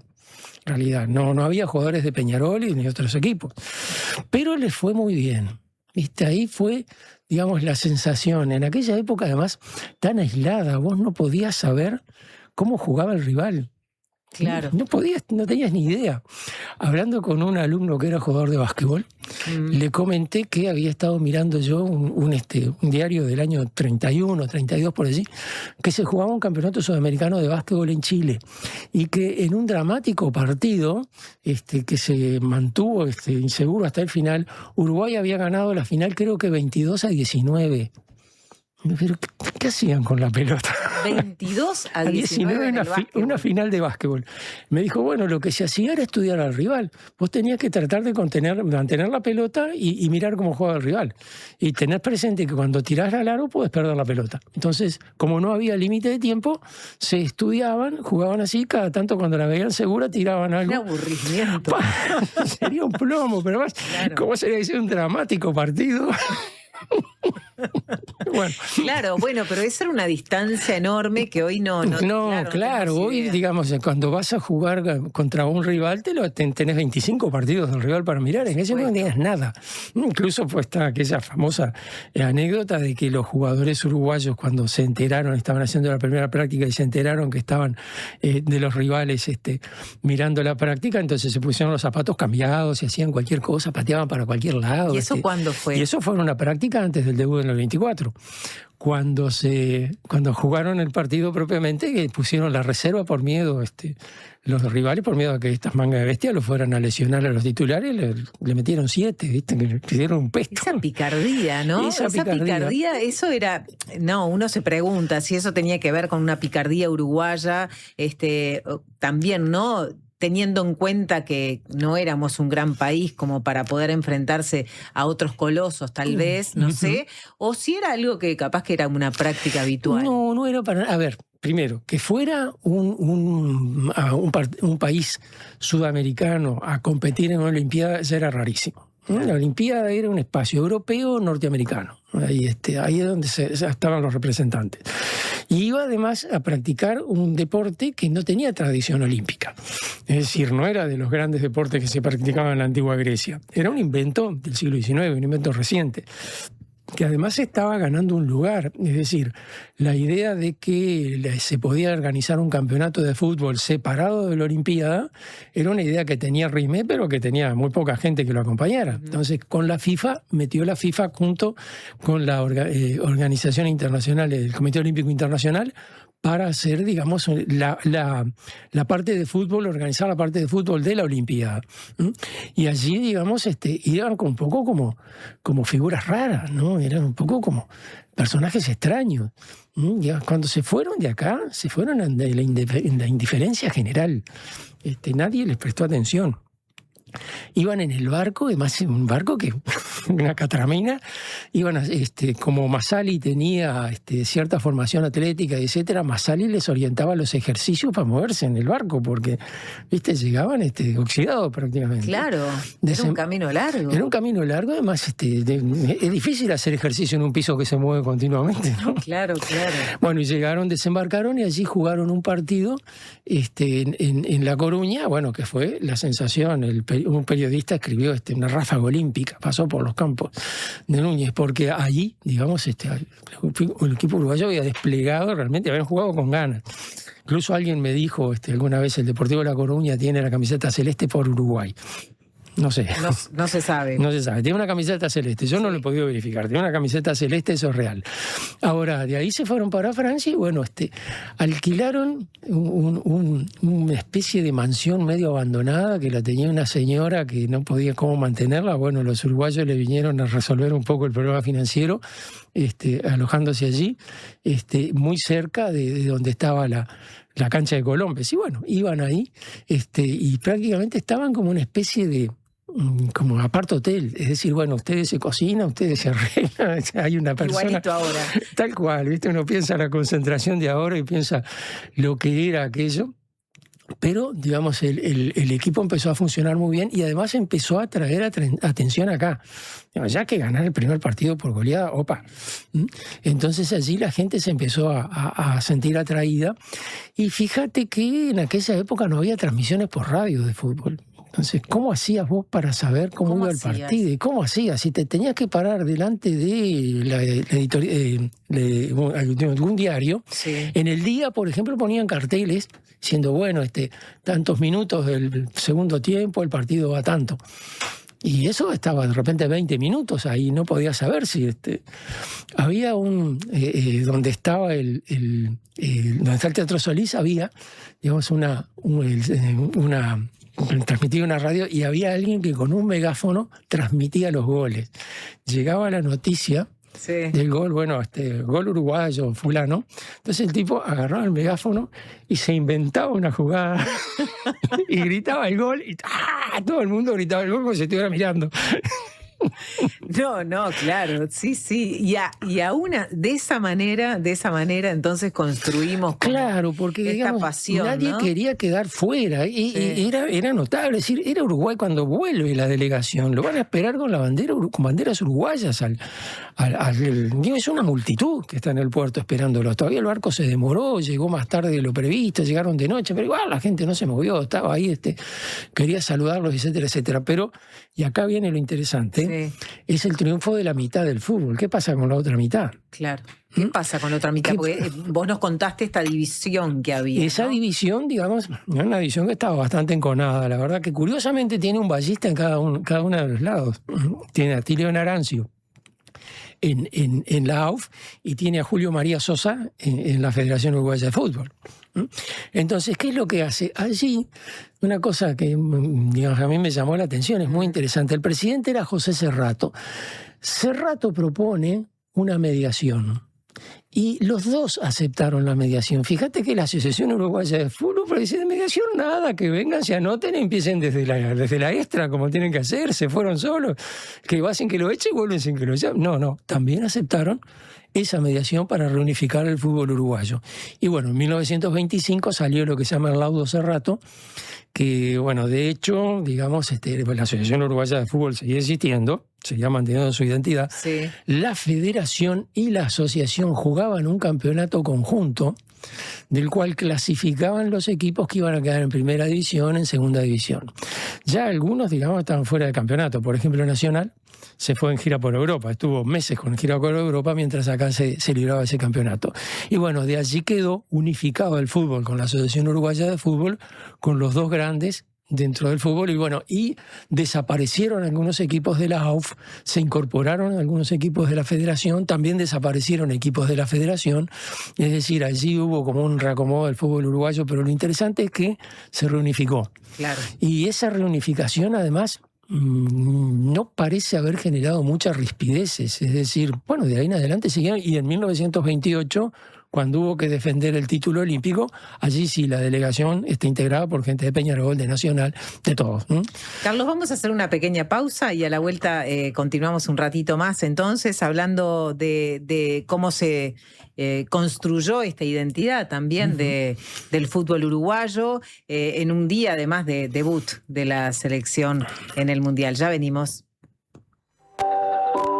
De 13 a 15, La Colmena.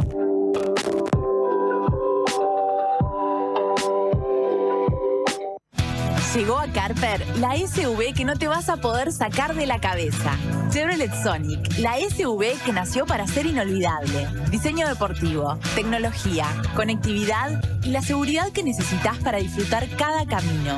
Encontrala ahora en Carper desde $26.990. Te esperamos en nuestro local de Boulevard Artigas, esquina Gustavo Gallinal. Carper, tu Chevrolet, marca Carper.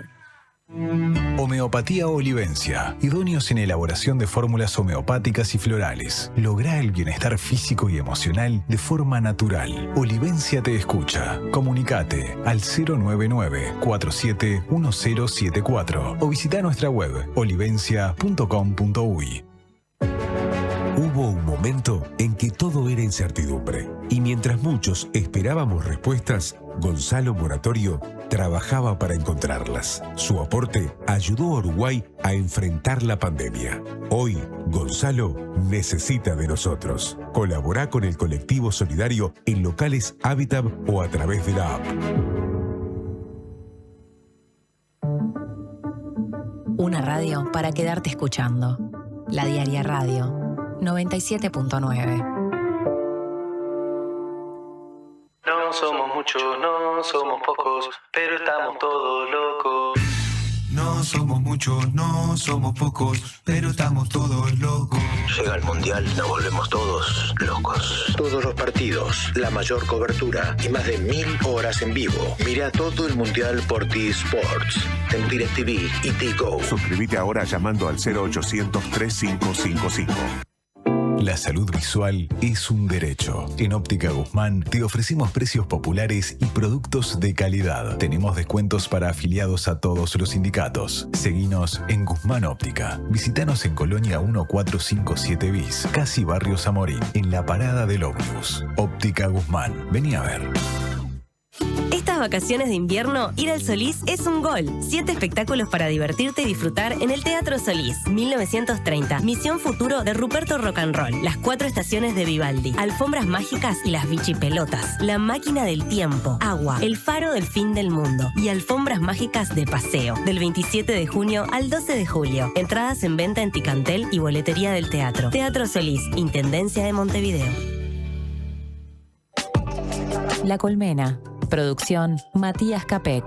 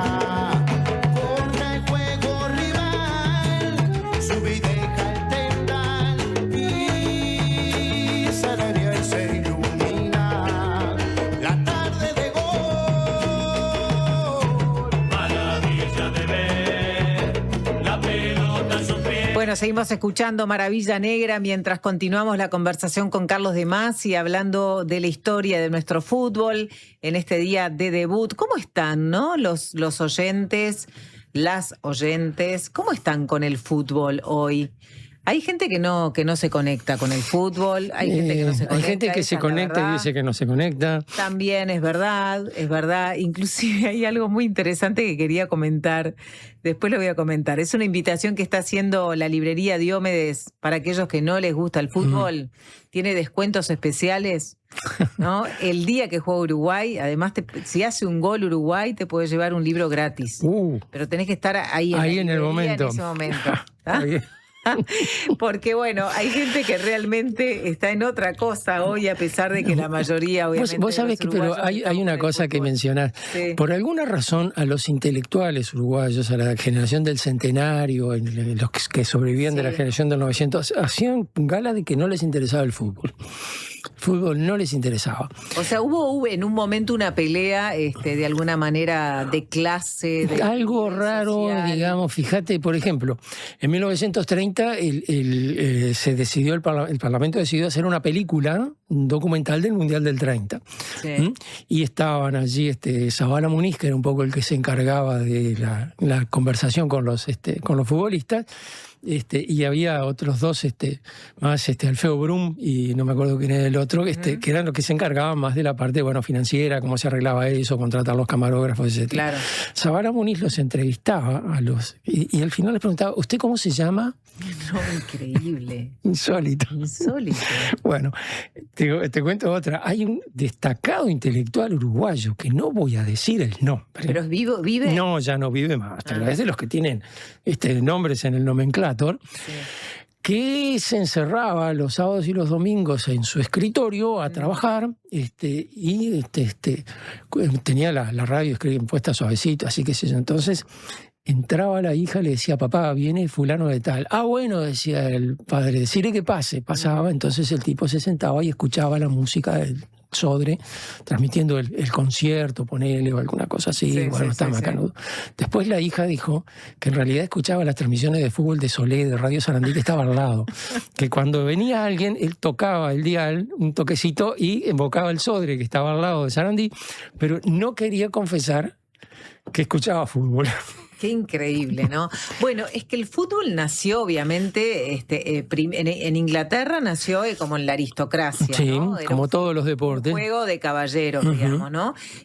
Pero cuando se traslada a nuestro país, se traslada en general a casi todos lados. Barrio, ¿no? Claro, porque, a ver, el fútbol sirvió también para construir identidad en una época que las identidades estaban muy complicadas en Europa mismo. Es decir, fíjate, Manchester, Liverpool, Birmingham, Sheffield, son ciudades que crecieron prácticamente de la nada. La gente que está ahí trabajando en las fábricas viene de todos lados, no tienen nada en común. Claro. Entonces, una forma de crearles identidad y de paso de vincularlos con la empresa era hacer el equipo de fútbol de la fábrica, hacer algo de la fábrica que les interesara a todos. Y bueno, el fútbol funcionó muy bien. Fíjate que acá hay un equipo de fútbol que era del Ferrocarril y un equipo de fútbol que era del Saladero Liebig. Es decir, la práctica continuó. Entonces, eso como que, digamos, aplebeyó el fútbol, lo hizo menos aristocrático. En definitiva, la gente que interesaba que viera el fútbol era el obrero de la fábrica, el tipo que estaba ahí trabajando. Y de allí, naturalmente, empezaron a surgir los futbolistas. Es decir, la gente que realmente se sentía que ese juego lo apasionaba, lo atraía y que se tenía confianza para jugarlo. Entonces, ahí como que se fue produciendo ese viraje de un juego de caballeros a un juego popular. Totalmente popular. Donde la gente podía más o menos explayarse. Además, lo mismo que te decía para Uruguay en 1924, valía para el Manchester United, que es el sindicato de obreros de Manchester. ¿Cómo es esos equipos que son digamos, equipos de entidades populares.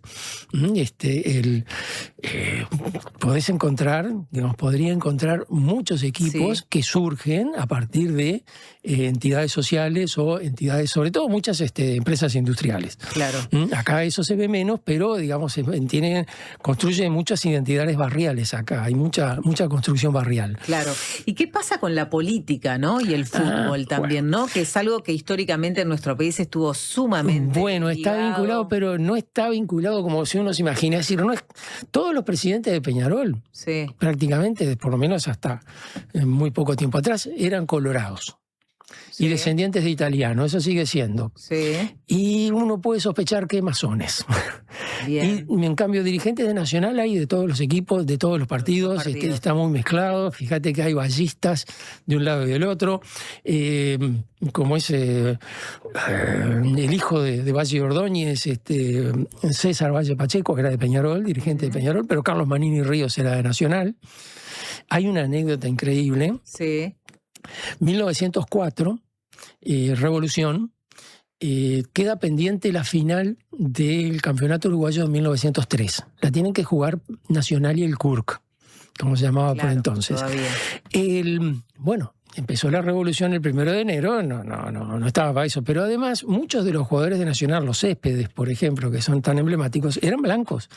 Entonces, antes de que los alistaran a la fuerza en el ejército, se fueron para la Argentina, estaban jugando allá en equipos argentinos amateur por no estar acá. Bueno, allí, digamos, empezó a mover la cosa en la AUF y entonces se decidió que la final, se fijó fecha para la final, finales de agosto del año 1904 se iba a jugar la final y a Nacional le faltaban la mitad de los jugadores.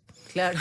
Bueno, el día que se va a jugar la final, tenían que empezar, el partido empieza como media hora más tarde, y cuando salen los equipos a la cancha están todos los jugadores de Nacional, incluso los que se habían exiliado. Ocurre que Manini Ríos, que era hincha de Nacional, lo convenció a Valle Ordóñez de darles una amnistía para que pudieran volver y jugar el partido. Claro, ahí te das cuenta que el fútbol... Que el fútbol, es decir, y bueno, lo que te decía hoy, hay un ballista en la AUF y hay un ballista en la Federación Uruguaya de Fútbol. Es decir, hay allí, digamos, un cruce mucho más complejo, que no es solamente el cruce blanco-colorado, un grande o el otro, sino que hay, digamos, allí... Luz Uriaga, que ha investigado mucho los orígenes del fútbol y etcétera, Juan Carlos, él tiene la hipótesis de que hay otras identidades que tienen que ver con otras cosas no visibles, que tienen que ver con grupos de inmigrantes y grupos de uruguayos, que tienen que ver con otras cosas, ¿verdad? Que son las que más o menos se agrupan en estos dos equipos. Que fíjate que ya en 1904 las crónicas periodísticas dicen, estos dos equipos que son los que atraen la mayor parte de la atención, ya eran... tenían la mayoría del público. Claro. Era una cosa muy rara. Es una cosa que pasa, digamos, en 1930, cuando se organiza el primer campeonato mundial, allí sí los ballistas se empujaron muchísimo. Allí los ballistas metieron mucha energía. Incluso Buero, que era embajador uruguayo en Europa, hizo vínculo con Rimei, prácticamente le consiguió, le facilitó, bueno, dígame lo que precisa, que el Uruguay lo pone. Y entonces allí, digamos, el Uruguay se comprometió mucho con el campeonato mundial. Que le hicieron un boicot bastante fuerte en Europa. Las selecciones europeas... prácticamente no bueno, Italia se postulaba para ser el organizador, Mussolini. Uruguay se le puso adelante, Rimei se había comprometido con Uruguay, así que Italia tuvo que quedar en la fila esperando el próximo mundial, pero no vino a Montevideo y organizó una especie de torneo en simultáneo con el campeonato de acá, de manera de que las selecciones europeas participaban más bien allá que en este. Acá solo vino la selección de Francia, bueno, que estaba Rimei ahí, y prácticamente solo de selecciones del este de Europa o de Sudamérica. Vino Estados Unidos también. Bueno, entonces, en esa situación, digamos, como que el campeonato tenía mal ambiente entre algunos, bueno, el diario La Tribuna Popular, que era un diario, digamos, blanco, pero bastante amarillista, bueno, en todo el tiempo diciendo que era un desastre, que el estadio no se iba a terminar, que costaba un disparate de plata, que iba a ser un campeonato de segunda, que las elecciones más importantes no iban a venir, que en definitiva era un fracaso total, que era un fiasco del gobierno, así todo el tiempo, todo así. Pero sin embargo, en el Museo del Fútbol hay un óleo bastante grande que muestra el momento en el cual acaba de terminar el partido entre Uruguay y Argentina de 1930. El estadio está completamente lleno, prácticamente hay un huequito, uno supone acá donde estaba la hinchada argentina que se había ido. Sí. El cuadro está tomado, está enfocado, digamos, en el primer plano, en la tribuna América, en la platea, así. Sí. Y hay 3 o 4 figuras así que miran hacia el cuadro, y todo lo demás se ve allí. El cuadro lo pintó Nita Llamas Vázquez, que es nieta de Alfredo Vázquez Acevedo, Ajá. o sea, blanca. Sí. Y lo que uno puede interpretar allí está la familia de ella, es decir, blancos, celebrando el triunfo de Uruguay. Como todo el mundo, no podés no celebrar el triunfo de Uruguay cuando gana Uruguay, aunque sea blanco, lea la tribuna popular y le tenga bronca al gobierno. Claro.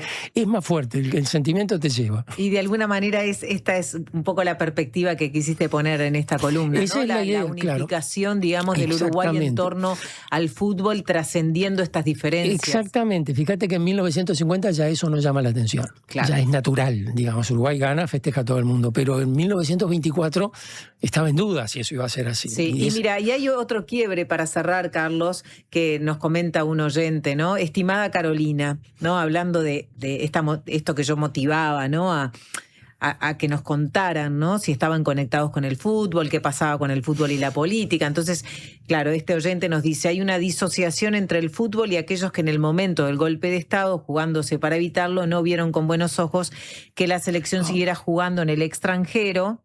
Y luego la frutilla de la torta sería haberse prestado para el mundialito, incluida la dictadura, ¿no? A ver, aquí hay 2 cosas a Sí. separar. Digamos, una cosa es el gobierno y otra cosa es el fútbol.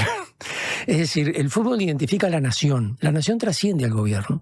Uno mira la película Mundialito y le impresiona ver que mientras están tocando el himno hay gente parada firme con la mano contra el Sí. pecho en la tribuna, ¿no? Sí. Pero esa misma gente votó por no un mes antes. Claro. Es decir, una cosa y la otra no van ligadas. Cuando estaba la huelga general, enseguida del golpe de Estado, se estaba jugando la eliminatoria para el Mundial de Alemania. En plena huelga general jugaba Uruguay con Ecuador en el estadio. Y fue gente con la consigna de vamos a gritar en contra. Y cada 5 minutos en el estadio se sentían por los altavoces, ahora es diferente, póngale el hombro al Uruguay, que era la consigna de aquel momento, y la gente chiflaba todo. Y la gente salió con un malestar espantoso. No se puede chiflar a la celeste, no se puede estar en contra de Uruguay. En cambio, 1983, otra Copa América épica que Uruguay ganó. Fíjate que el presidente era Gregorio Álvarez y jugaba Uruguay con Brasil la primera final acá en el estadio, y en el entretiempo toda la tribuna a las 4, todo el tiempo gritando se va a acabar la dictadura militar. Claro. Y ahí, digamos, al gobierno eso no lo beneficiaba para nada. Aunque teóricamente uno puede decir, sí se beneficia el gobierno. Hay una cosa que dijo, estoy mal para los nombres, pero como es en un estudio sobre la sociología del fútbol, alguien dijo, bueno, el fútbol nos enseñó a salir de nuevo a la calle en la época de la dictadura. La primera vez que se salió a hacer un festejo fue cuando Uruguay ganó el Sudamericano Juvenil del 79. Y allí, dice, la gente salió a la calle y se reencontró con la calle por primera vez desde el levantamiento de la huelga general. Bien, sobre todo esto vamos a poder hablar seguramente en otra oportunidad, ¿no? No va a Porque faltar. hay mucha tela para cortar, ¿no? De este momento histórico, y el fútbol y el mundialito, ¿no? Y lo que significó también en ese momento ir al estadio, ¿no? En un momento también clave de nuestra historia. Carlos, muchas gracias por todo este rato, por haber compartido estas historias. Bueno, muchas gracias por la invitación. Dale, nos reencontramos en un par de lunes aquí en La Colmena entonces. Hacemos una brevísima pausa y enseguida venimos con Matías a cerrar el programa de hoy.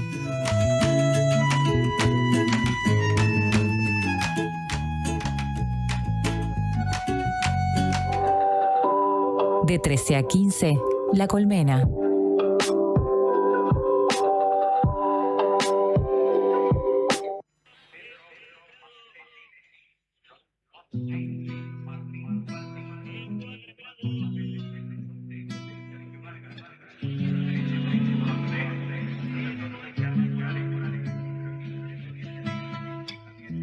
la forma de pararse en el medio de la cancha, de matarla con el pecho, de volar hasta la raya.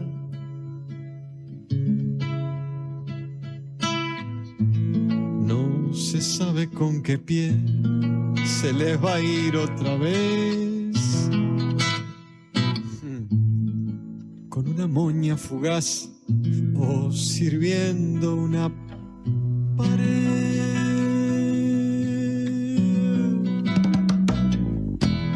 Por la forma de pararla, de apretarla contra el piso,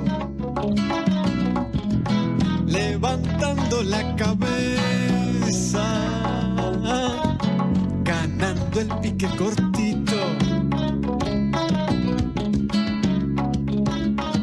No se sabe con qué pie los desbordará otra vez. Al zaguero lateral, a mis ojos que no creen. Como quiebra la cintura y la razón, se acomoda en el aire, pájaro, para pintarle ese gol.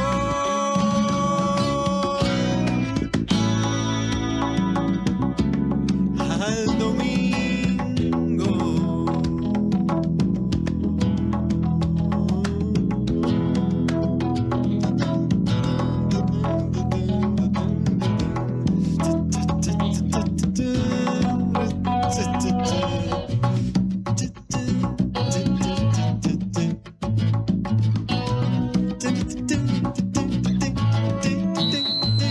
Wow, hicimos un acople ahí. A ver, no sé quién acopló. Yo capaz, ¿no? Bueno, no sé. Estamos a poquitos minutos, sí, para cerrar la colmena. Una colmena muy futbolera hoy. Espero que se hayan enganchado. Hemos pasado por el fútbol femenino y la historia del fútbol femenino con estas pioneras. Acá les muestro el libro de vuelta de Fiorella Rodríguez, Natalia Rovira. 14 mujeres que marcaron la cancha, ¿no? La historia de las primeras mujeres que jugaron al fútbol en nuestro país, un documento que va hacia esos inicios de 1970. Hay 14 mujeres que fueron entrevistadas, que cuentan su historia, y hablamos un poquito también del fútbol femenino de hoy en nuestro país, recordando que Uruguay lamentablemente no pudo clasificar a la Copa del Mundo que se va a jugar el año que viene en Brasil. Un libro con un gran trabajo de fotografía, realmente muy, sí, está muy lindo, muy recomendable. En una tarde que, bueno, se decía, la previa en la Diaria Radio arranca a las 5 de la tarde, arrancó con la colmena, diría yo no sé cómo sigue Par en el Mundo, pero a mí me parece que también va a venir por ese lado, en un cielo que está cada vez más celeste acá en la capital del país, así que entrando un poco en ambiente. Exactamente, y ya hubo una previa, ¿no? De, bueno, jugó España-Cabo Verde. Bueno, están terminando en estos momentos un resultado bastante sorpresivo porque España, una de las selecciones favoritas, está empatando 0-0 con Cabo Verde, así que una sorpresa dentro del grupo de Uruguay. Esperemos que en nuestro caso sí podamos ganar y marcar ese precedente en el comienzo del grupo. Muy bien, mañana martes no vamos a estar hablando de fútbol, seguramente comentando algo de lo que pasó o de lo que va a pasar en el partido de hoy, pero vamos a hablar sobre uno de las asociaciones, fundaciones, organizaciones que trabaja en vínculo con las cárceles en nuestro país, en particular con personas privadas de libertad desde justamente la privación de libertad y acompañando el egreso y acompañando a las familias. Estamos hablando de ONVIJAM, que es una organización que ya hace más de 10 años que trabaja en vínculo con las personas privadas de libertad, inició en Punta de Rieles y el trabajo lo inició de una manera muy particular, ¿no? Llevando el yoga a la cárcel, de Punta de Rieles. Vamos a recibir a Pamela Martínez para que nos cuente entonces en qué está esta organización social que hoy trabaja con decenas de familias que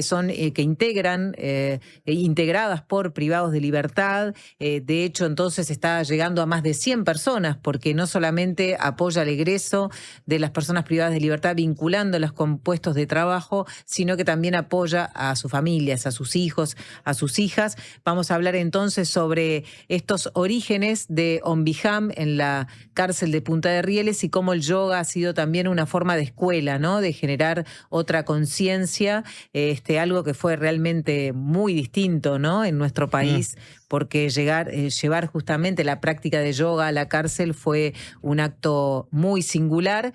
A pocos días también de conmemorarse, de celebrarse en el mundo el Día Internacional del Yoga, vamos también a conversar acerca de la cantidad de actividades en torno al yoga, que está muy vinculado a la educación también, ¿no? A otros ámbitos institucionales, y de eso vamos a conversar con Pamela. Bueno, Caro, y vamos a cerrar con el aguijón de Emilia Díaz, que en este caso se va a enfocar en el uso de celulares en las infancias, en el uso de pantallas, este tema que hemos rondado en otras columnas, en otras entrevistas, una problemática muy de nuestra época. Sí, muy de los adolescentes en particular, ¿no? ¿Cuánto tiempo tienen el celular en mano? ¿Cómo se hace para controlar el uso de los celulares en las adolescencias también, ¿no? Que es cuando comienzan a tener su propio celular. Claro, forma parte de la realidad, de la libertad de estos tiempos, pero también tiene que tener ciertos límites, y en esa disyuntiva, en esa discusión que se genera, es que va a poner el aguijón Emilia Díaz. Exactamente, así que nos reencontramos mañana, como siempre, a las 13 horas en La Colmena, y ya viene Par en el Mundo, y nos vamos con una canción que en realidad surge, Mati, de una lista de recomendaciones y de repaso que hizo Ignacio Martínez en otro programa de La Diaria. En La ¿no? Música Me Llueve hizo una columna muy interesante, si no me equivoco, la semana pasada. Va a seguir con ese trabajo, no sé si esta semana o la semana próxima, pero una selección muy buena. Una de ellas, creo que fue la primera que presentó, se llama Mi Primer Gol. Claro. En la voz de Carlos Gardel, una letra con un trabajo poético de metáforas muy bueno. Nos despedimos con eso. Dale, hasta mañana.